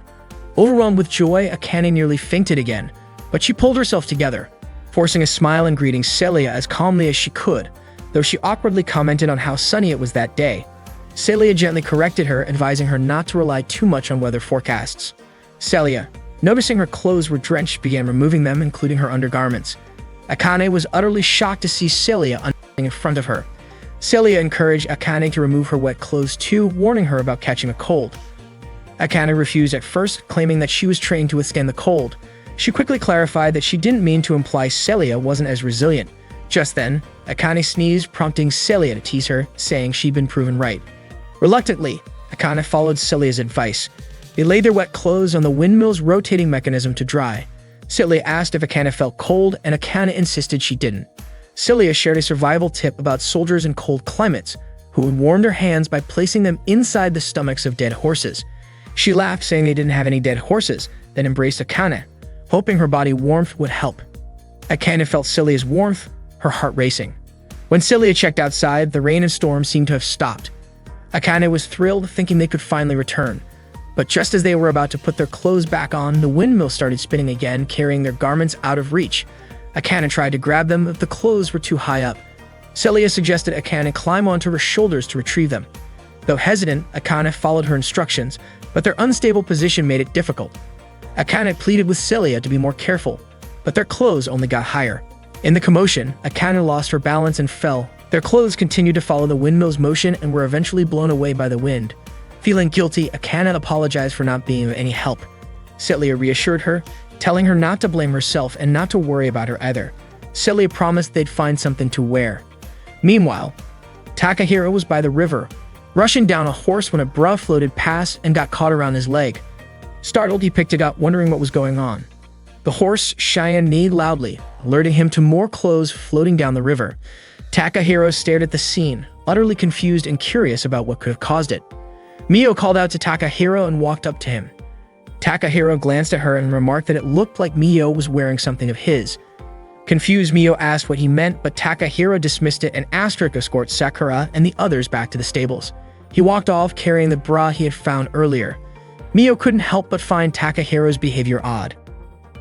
Elsewhere, Fiona was walking along the riverbank, searching for something. Takahiro approached her and asked if she needed help. Fiona, sounding irritated, replied that she could handle it on her own. Takahiro then asked if she was looking for a bra, holding up the one he had found. Fiona was shocked, and Takahiro, after glancing at her noticeably flat chest, realized the bra couldn't possibly belong to her. Embarrassed, he apologized and admitted his mistake before walking away. Suddenly, Lisa appeared, saying she had found her cat. Noticing Fiona's expression, Lisa asked what was wrong, but Fiona just shouted that she didn't understand what had just happened. Back in the windmill's room, Celia and Akane were still stuck. Celia remarked that they couldn't stay there forever. Akane suggested heading to the nearest building to find something to wear. She reasoned that since no one would likely be around, they could avoid being seen. However, when Akane opened the door, she quickly slammed it shut. Celia asked what was going on, and Akane explained that a group of students and their art teacher had arrived outside to paint. The teacher instructed the students to finish their paintings before leaving. Akane informed Celia about the situation. Meanwhile, Takahiro found another piece of clothing, a pair of pants, hanging on a tree branch near the windmill. From the windmill's window, Celia peeked out and suggested calling one of the students for help. Akane, however, strongly opposed the idea, unwilling to let anyone see Celia in her current state. She insisted they wait until the students were done painting, reasoning that it wouldn't take long since they were only students. Celia questioned whether painting could truly be finished that quickly, and Akane admitted that everyone worked at their own pace. Back by the river, Mio was still trying to coax Shen back to the stables. The horse stubbornly refused to move and instead walked further into the river, causing Mio to lose her footing and fall into the water. Cheyenne waded into the river to retrieve a pair of underwear that was floating downstream. Meanwhile, Takahiro headed toward the windmill, feeling certain that someone was inside. He entered the lower room of the windmill, but as he closed the door, the lock shifted and secured the door from the outside. Celia and Akane heard a noise. Akane quickly went to investigate and informed Celia that someone had arrived. Realizing they needed to hide, they searched the room for a place to conceal themselves. Finding no suitable spot, their attention turned to the flour being ground in the mill. Takahiro entered the milling room and called out, asking if anyone was there. Receiving no response, he climbed the stairs to where Celia and Akane were hiding. To his surprise, he spotted two statues of women in the room. Curious, Takahiro approached the statues for a closer look. He remarked that the statues looked oddly familiar. When Akane accidentally made a small sound, Takahiro was startled but brushed it off as his imagination. He examined the statues more closely, noting how realistic they appeared. Out of curiosity, he touched Akane's chest. This caused her to make a noise, which only made Takahiro more suspicious. To confirm his suspicions, he touched her again. This time, Akane, furious, retaliated by swinging her sword at him. Her attack shredded Takahiro's clothes, leaving him in his undergarments. Shocked, Takahiro called out, revealing his identity. Both Celia and Akane finally recognized him.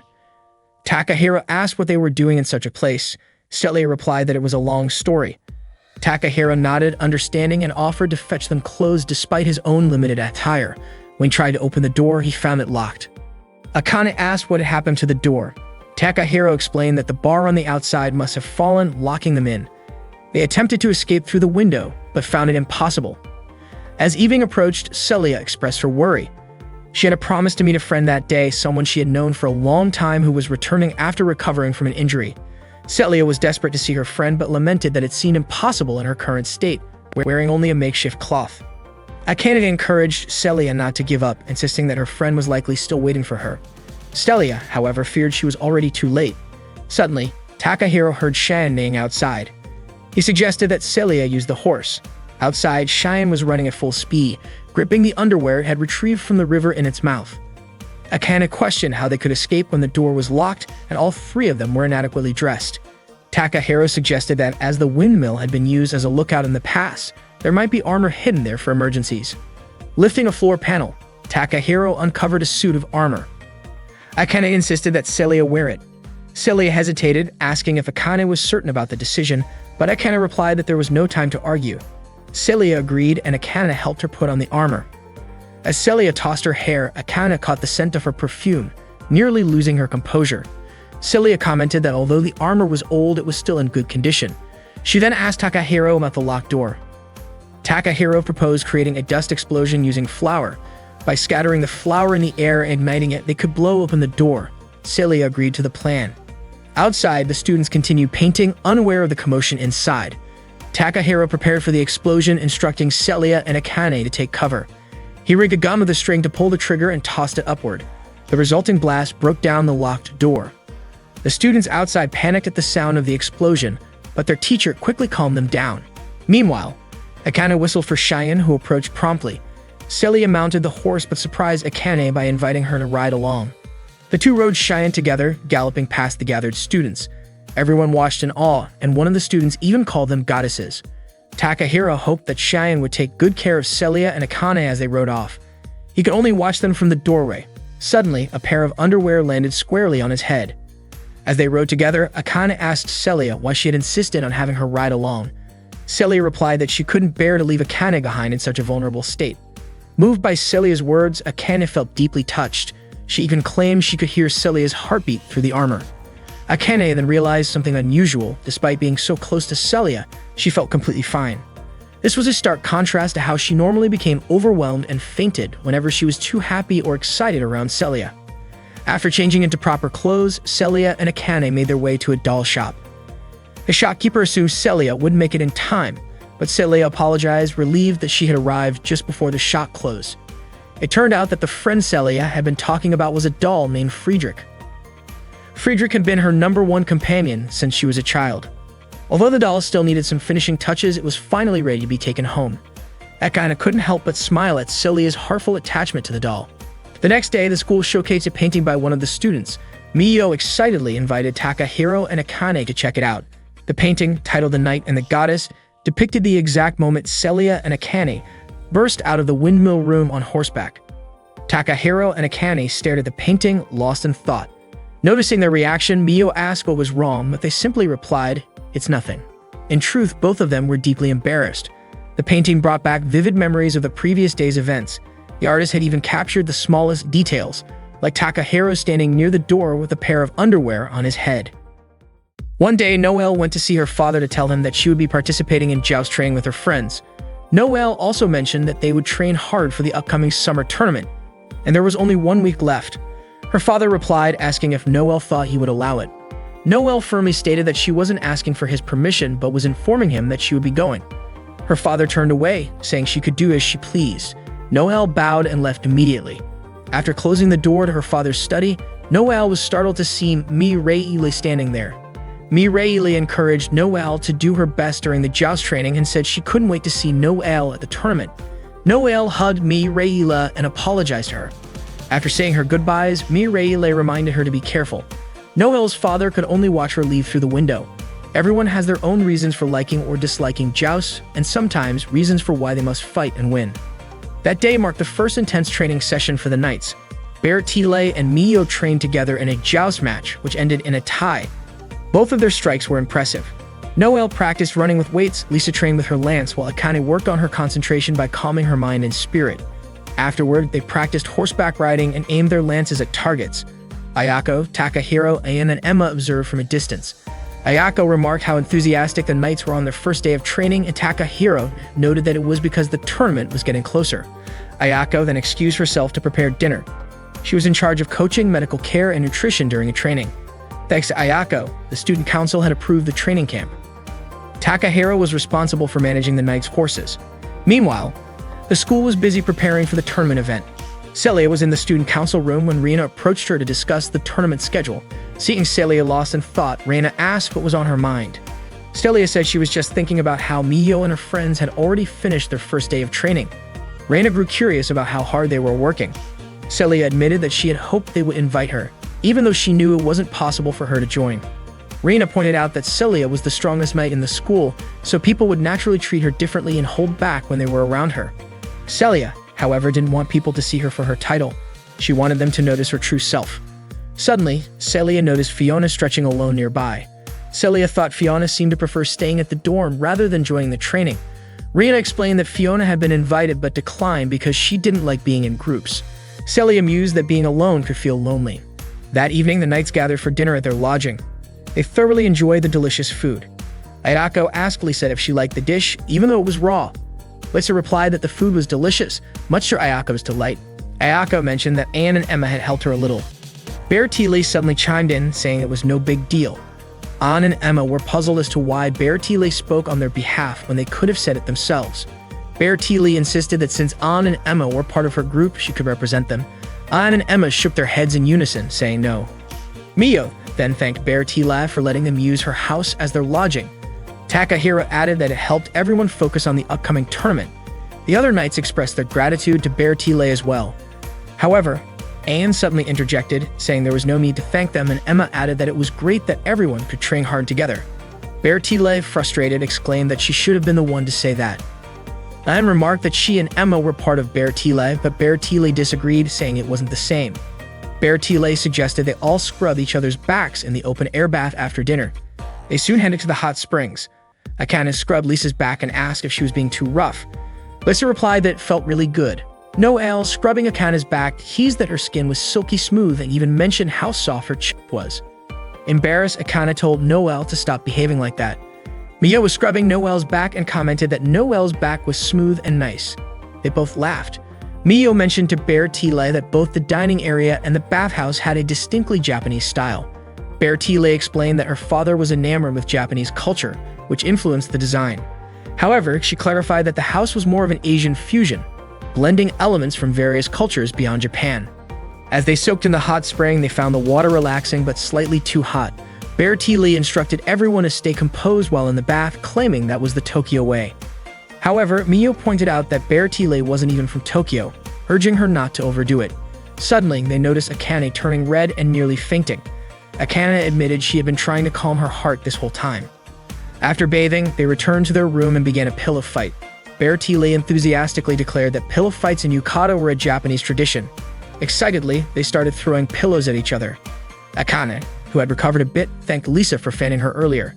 Mio invited Akane and Lisa to join the pillow fight, but they declined. Ignoring their response, Noelle threw a pillow at them, knocking them over. Laughing, Lisa and Akane retaliated with equal force. The room soon erupted in laughter and chaos as they all enjoyed the pillow fight together. After their energy was spent, they prepared for bed. Bear Lee remarked that pillow fights were an unforgettable tradition, though Akane disagreed, saying it wasn't truly a Japanese tradition. Changing the subject, Bear Lee asked if anyone had already invited a squire to assist them in the tournament. The room suddenly fell silent, and everyone seemed nervous about answering. Noelle admitted she hadn't found the right person yet. Curious, she asked Bear Lee if she had a squire. Bear Lee proudly stated that Anne and Emma were her squires. Anne and Emma immediately retorted in unison that Bear Lee would be helpless without them. Noelle then turned to Lisa and Akane, asking about their plans. Both replied that they were used to fighting alone, but Lisa added that she wouldn't mind if she found a good squire, and Akane agreed with her sentiment. Finally, Noelle asked Mio about her choice. Mio surprised everyone by saying she wanted Takahiro to be her squire. Shocked, the group asked for an explanation. Mio said that Takahiro had complimented her sharp vision but pointed out that she still lacked knowledge of tactics. She believed having Takahiro with her would make things better. However, she acknowledged that it wasn't her decision to make. As the others mulled over Mio's statement, they began to realize that it ultimately depended on Takahiro's feelings, whether he would accept their request or not. Wishing everyone good night, Mio quickly fell asleep.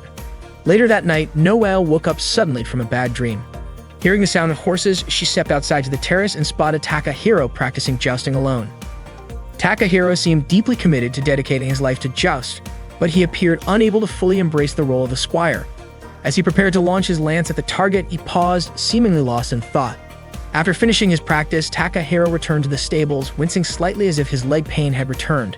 Surprised to see him, Noelle asked why he was still tending to the horses so late at night. Takahiro jumped slightly at her voice. Noelle explained that she had woken up from a bad dream and, in a playful tone, showed off her yukata, asking if she looked sexy. Takahiro let out a long sigh, clearly not in the mood for teasing. Noelle then asked if Takahiro had a moment to talk with her. Noelle and Takahiro took a walk outside the inn. Noelle shared a story about her father, who was once a knight that competed in jousting. He had always hoped that Noelle and Mireille would follow in his footsteps. However, Noelle ended up shattering both her father's and Mireille's dreams. Mireille fell from her horse during a match, and although Noelle was by her side, she couldn't prevent the accident. The surgery went smoothly, but Mireille lost her leg. The doctors couldn't explain it. Her wounds should have healed by then. Hearing this, Takahiro was reminded of his own injury. After the accident, Noel's father grew to resent jousting, a sport he had once loved deeply. That was why he destroyed the knight statue that used to stand in their home. Noel's father could never forgive jousting for taking Mireille's leg. Even Noelle herself considered quitting jousting, but Mireille wanted her to keep going. Mireille wished for Noelle to become a magnificent knight like their father. That was Mireille's dream for Noelle. Understanding this, Noelle promised to fulfill her sister's wish. She told Takahiro that she wanted to keep that promise more than anything. Noelle dreamed of making Mireille proud by becoming a great knight and winning the tournament. She longed to see Mireille smile again. For that reason, Noelle needed Takahiro's help. She asked him to become her squire. The next morning, the knights resumed their training together, starting with a group run. It was their final day of training as a team, and Bertile urged everyone to train hard so they wouldn't have any regrets. She led them in a cheer for jousting, declaring it the best, and everyone enthusiastically joined in. Miyo and Noelle stretched together, and Noelle mentioned that she had already asked Takahiro to be her squire. Miyo commented that having a squire like Takahiro would be amazing. After all, even Celia wanted him as her squire. Miyo was convinced that Takahiro was exceptional. She then asked Noelle what Takahiro's response was. Noelle admitted that he hadn't given her an answer yet. Confused, Miyo wondered why Takahiro hadn't chosen a knight to support. After finishing their final training session, the group gathered for dinner. Bertile reminded them that once they returned to Helen Hill, the tournament would officially begin. That night, Ayako served them an irresistible feast, urging the knights to eat their fill. As everyone else drifted off to sleep, Miyo found herself unable to close her eyes. She eventually noticed Takahiro heading to the stables. Takahiro greeted Sakura and Itoe, who were resting after a long day. He told the horses to get plenty of rest before the tournament, just like their riders. Afterward, he went to the hot spring to relax. Standing in the warm water, memories of his jousting days and his fall suddenly came flooding back.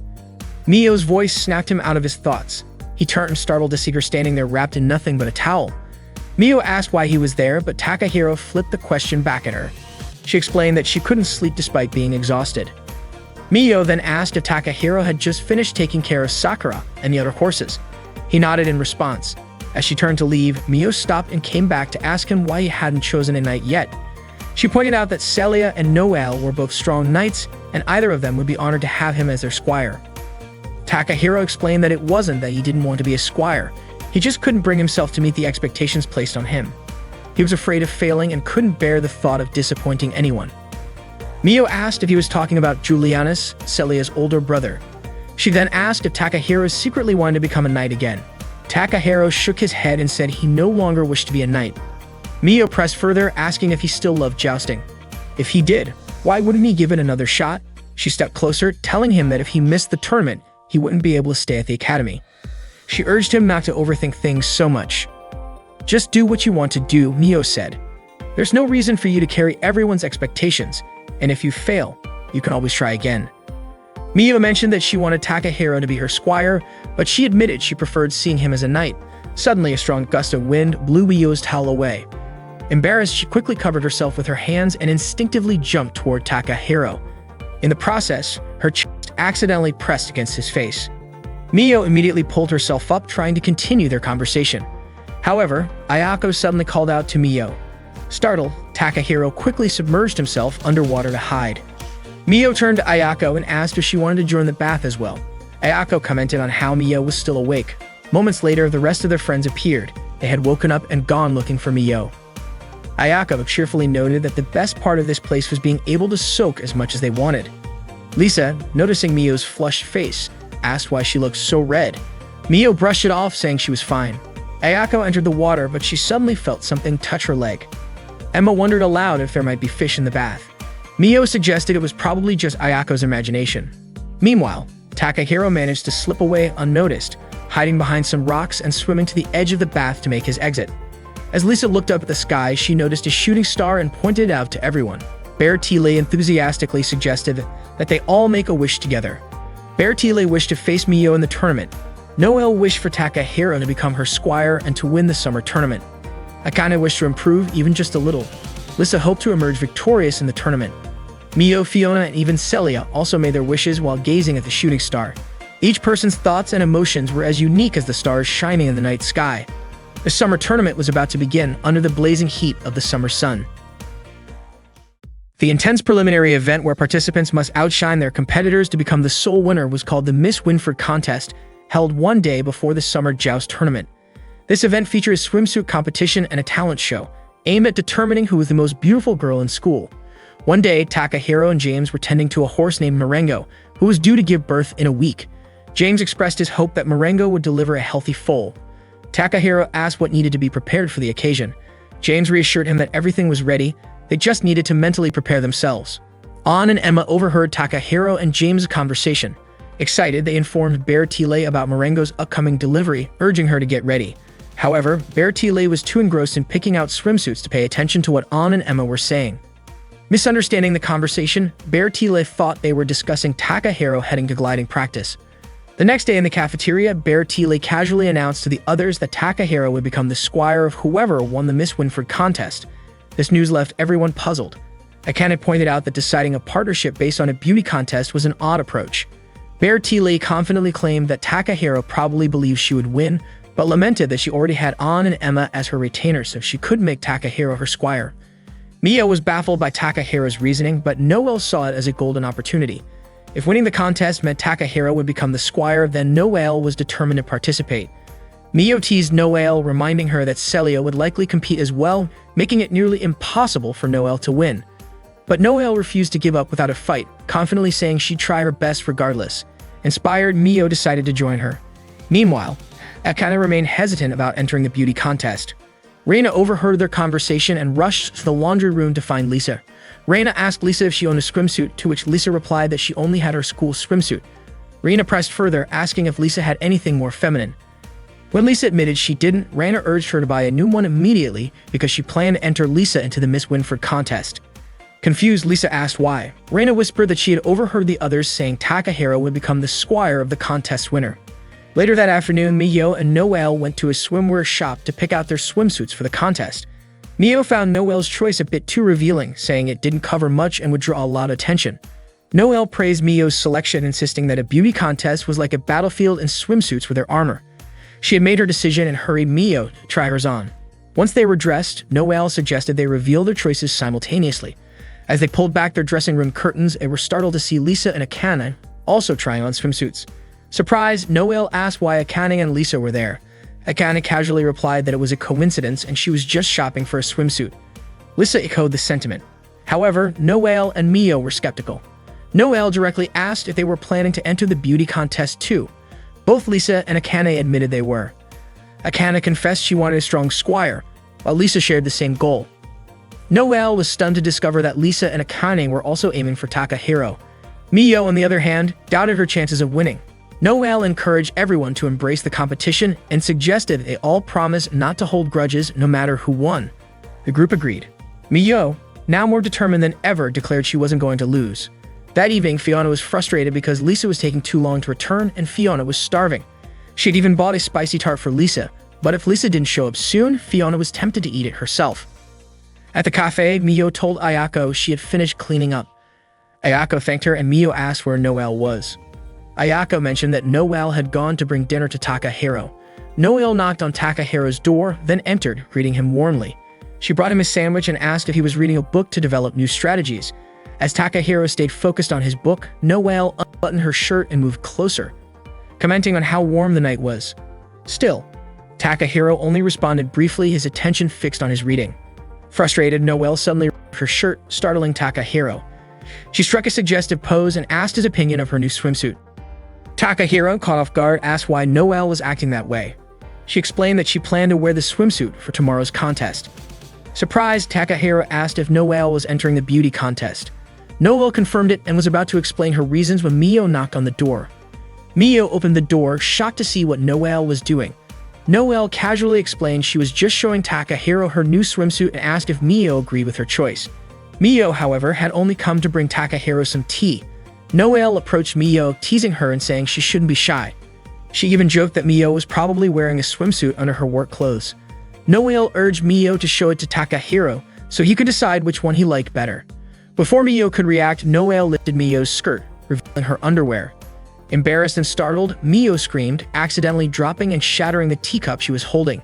Takahiro, bewildered by their antics, could only sigh. Later that evening, Lisa tried on her new swimsuit in front of Sasami.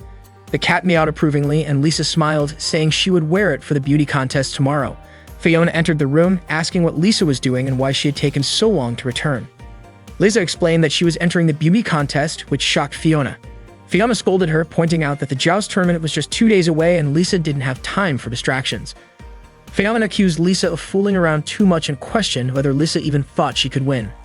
Upset, Fiona stormed out of the room and headed to the garden bench to eat. She grumbled about how she had bought the spicy tart and waited for Lisa, only for Lisa to prioritize the beauty contest. Calling Lisa foolish, Fiona vented her frustrations to herself. In Lisa's room, Fiona noticed Lisa's swimsuit lying on the bed as she walked by. The day of the beauty contest arrived. That morning, Lisa realized her swimsuit was missing. Panicked, she ran out of the school building to search for it. Raina, dressed in a Nike mascot costume, spotted her and called out. Removing her helmet, Raina asked why Lisa was in such a rush. Lisa explained that her swimsuit was missing and that she needed to check her room. As Lisa ran off, Raina decided to follow but tripped and fell, accidentally landing on Takahiro. Apologizing profusely, Raina then asked Takahiro to wear the mascot costume in her place and direct people to the contest venue. Before Takahiro could respond, Raina dashed off to catch up with Lisa. Bewildered, Takahiro couldn't believe Lisa was entering the beauty contest and was curious about how she had lost her swimsuit in the first place. Suddenly, Takahiro saw Sasami walking in front of him, biting onto a piece of cloth. He thought it might be Lisa's swimsuit and quickly followed her. Meanwhile, Fiona was sitting alone on a bench by the pool when Lisa ran past her. Fiona called out to Lisa, but it seemed like Lisa didn't hear her. Sasami walked into the school building with Takahiro trailing behind. He tried to stop her, but Sasami kept going until she entered a room. When Takahiro caught up, he called her name and realized that Sasami had only been carrying a sock, not the swimsuit. Looking around, Takahiro froze as he discovered he was in the dressing room for the beauty contest participants. Panicking, he turned to leave but heard someone approaching the door. With no time to escape, he sat still, trying not to draw attention to himself. The beauty contest participants began entering the room to change into their swimsuits. Mio turned around and saw the Nike mascot costume, mistaking it for Raina.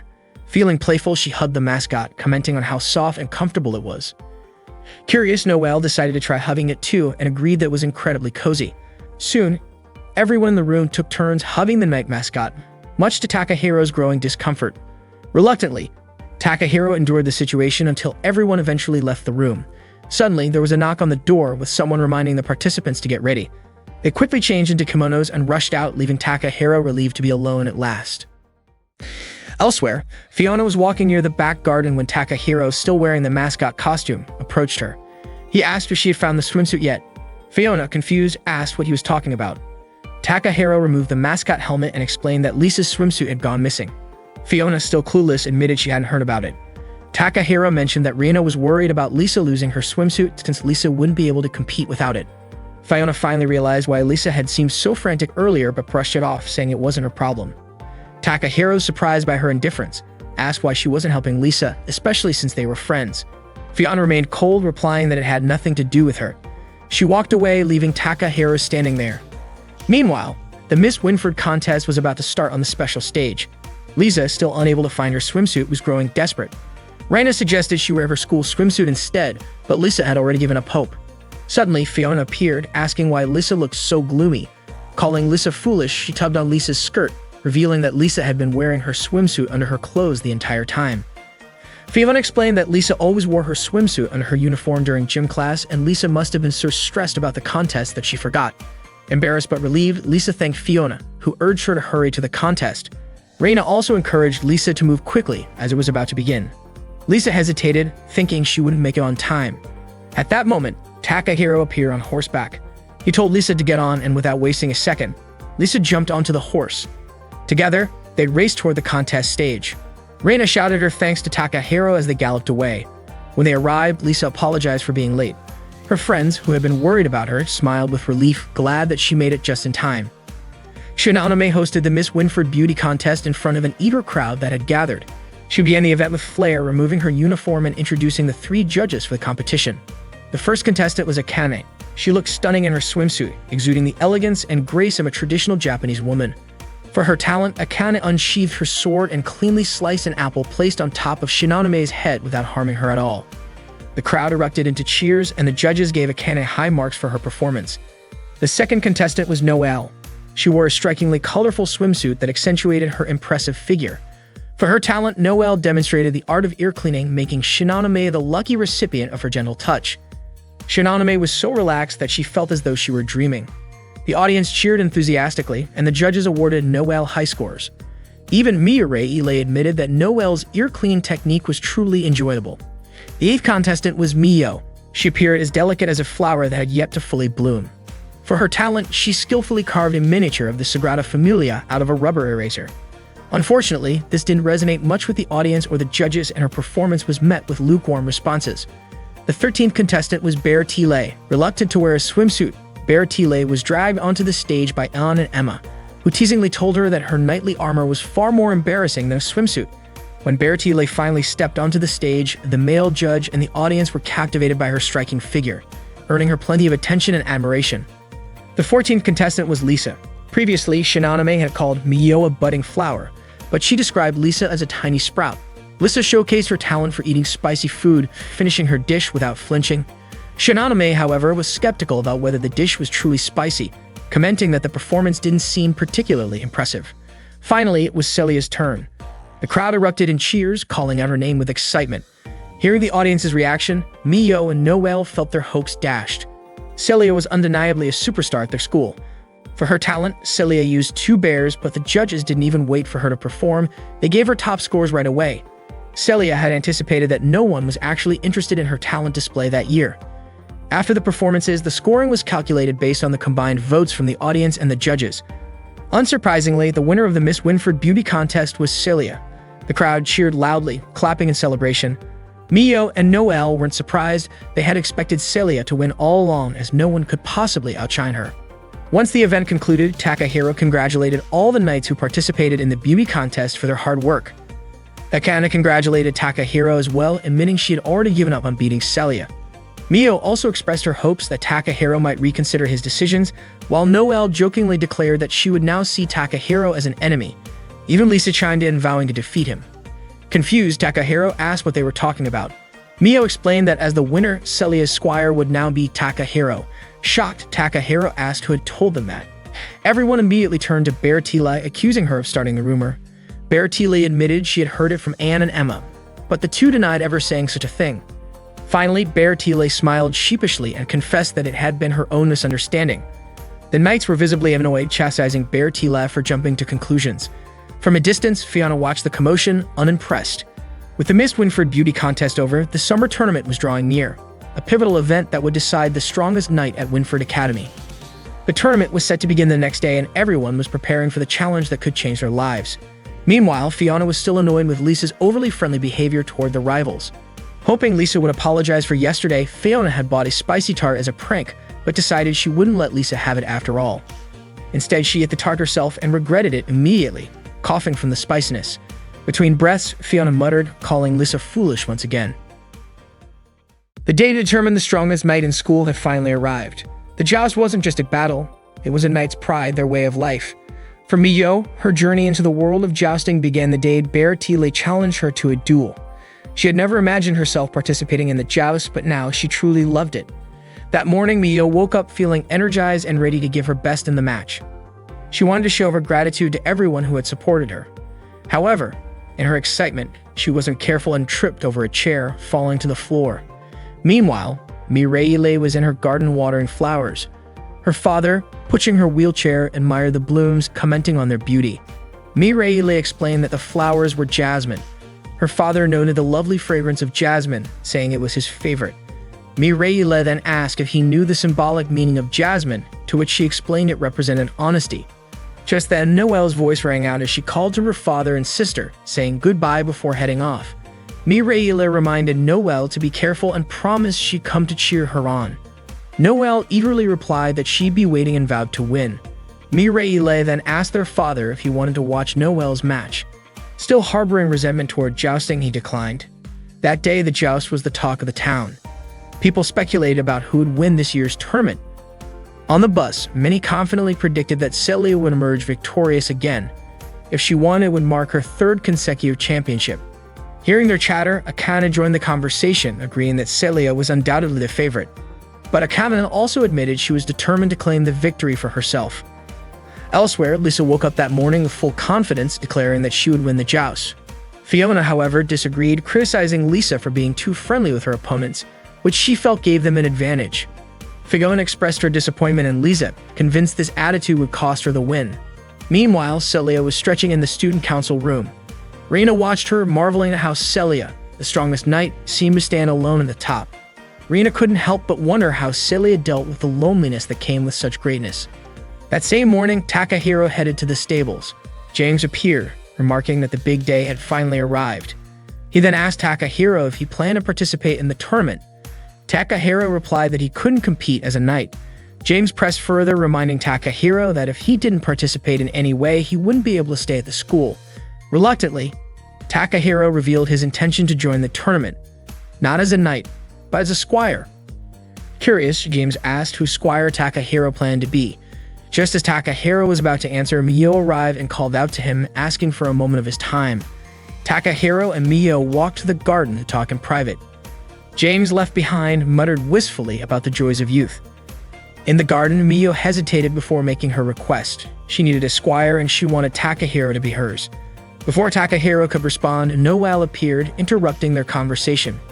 She too asked Takahiro to be her squire, insisting she needed his help to secure a victory. Mio quickly interjected, repeating her plea. The two began bickering, with Noelle declaring that she wouldn't let Mio have Takahiro. Their argument was cut short when Akane arrived, announcing that she also wanted Takahiro as her squire. Both Mio and Noelle were stunned to learn that Akane was vying for him as well. Not long after, Lisa joined the scene, casually stating that she didn't mind if Takahiro became her squire too. They were all surprised to discover that Lisa also wanted Takahiro to be her squire. Suddenly, Celia arrived and asked why everyone was gathered there. Mio questioned why Celia was at the location. Celia explained that she had planned to go to the stables to get Takahiro's answer before the opening ceremony, but happened to run into them on her way. Celia then asked Takahiro if he could give her his decision. Takahiro responded that he had already decided to participate in the tournament as a squire. Just as he was about to reveal which knight he would serve, Leonard rushed in, announcing that Marengo, one of the horses, was about to give birth. Takahiro was shocked, saying that the foal wasn't expected until the following week, but Leonard confirmed that Marengo was already having contractions and asked for Takahiro's help. Takahiro chose to leave, but before he departed, he offered words of encouragement to everyone. To Noelle, he said she was already skilled and only needed to stay calm and control her emotions during the match. Noelle nodded in understanding. To Akane, he acknowledged the beauty of her jousting but reminded her that theory alone wouldn't always be enough. To Lisa, he advised her not to focus solely on winning but to truly enjoy jousting with all her heart. Finally, he turned to Celia, requesting that she fight with all her strength and not concern herself with who her opponent was, as any knight she defeated would gain valuable experience. Celia promised she would do just that. Takahiro told Mio that her love for jousting was pure and asked her to hold on to that feeling and show everyone the results of her hard work. With that, he rushed off to help Marengo, who was on the verge of giving birth. As he disappeared, Celia remarked that it seemed Takahiro had his own battlefield to face. She then encouraged everyone to head to their respective jousting battles. Meanwhile, Mireille went to her father's desk, bringing him jasmine flowers since he loved their fragrance. Her father thanked her warmly. Mireille then told him she was going to support Noelle in her match. The summer joust tournament at Winford Academy was about to begin. Celia, as the student council president, opened the event. She urged the knights and squires to pour all their potential into the tournament and prove that they were the strongest. The crowd erupted in cheers and applause. In the stables, James, Leonard, and Takahiro encouraged Marengo as the horse struggled through labor. Takahiro prayed for Marengo and didn't forget to send prayers for his friends competing in the joust. It was finally Mio's turn to take part in an actual joust. Mio spurred her horse forward and performed incredibly. She landed attacks, dodged her opponent's strikes, and even knocked her opponent down with ease. The crowd roared in excitement, calling her performance outstanding. They were amazed that a regular student like Mio could demonstrate such extraordinary jousting skills. Shinonome, who was commentating on the match, announced Mio's overwhelming victory. She noted that although Mio was just an ordinary student, she had won her first match effortlessly.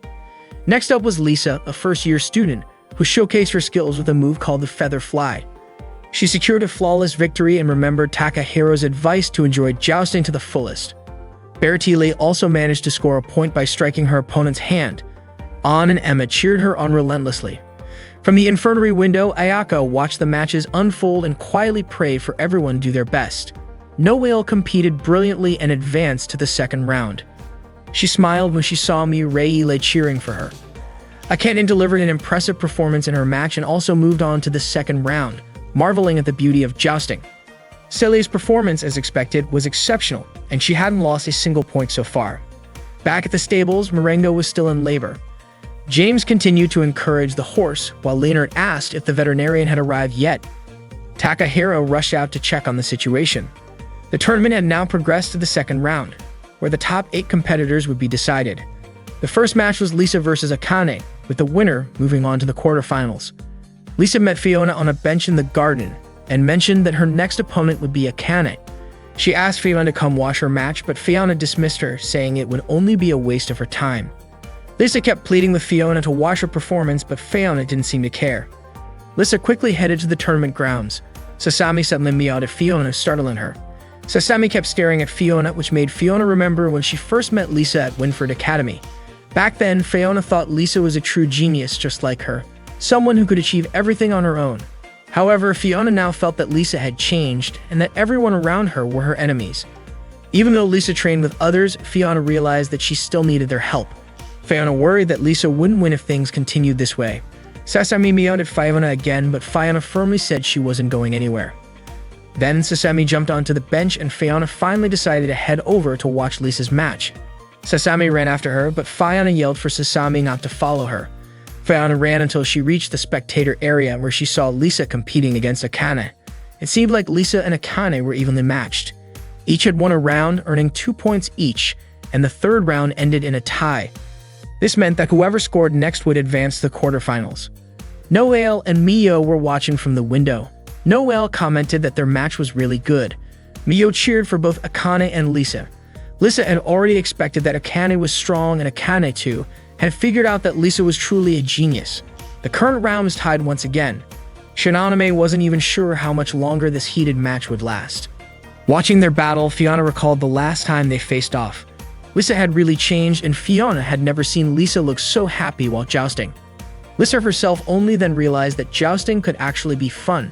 She wanted to keep feeling that way. Akane was thankful for fate, which had brought her together with Lisa. They both knew they had to finish what they had started. They spurred their horses forward, ready to strike. Akane made 2 attacks, but Lisa calmly said that the same trick wouldn't work twice. Lisa dodged both attacks, then it was her turn to strike. Fiona shouted, encouraging Lisa, but Akane managed to dodge Lisa's attack. Akane quickly countered and landed a strike to Lisa's chest. Akane completed her third attack successfully, earning praise from Salia. The crowd cheered, amazed by Akane's skill. Shinoname announced that Akane had advanced to the quarterfinals with 3 surprising attacks. As Lisa and Akane faced each other, their horses locked eyes. Lisa admitted her defeat, saying she hadn't expected Akane to master the 3-strike combo. Akane replied that she hadn't fully mastered it yet. She had simply remembered Takahiro's words. Sometimes you didn't need to follow theory. Pushing yourself to the limit wasn't such a bad thing. Both Lisa and Akane noticed Fiona sneaking a glance at them. Akane suggested that Lisa go meet Fiona, so Lisa headed over to her. Akane suddenly felt pain, wondering if she had pushed herself too far. Lisa found Fiona sitting on a bench in the garden. Fiona pointed out that Lisa had lost. Lisa acknowledged her defeat. Fiona affirmed her point: Lisa wouldn't win if she kept making friends. But Lisa insisted that wasn't true.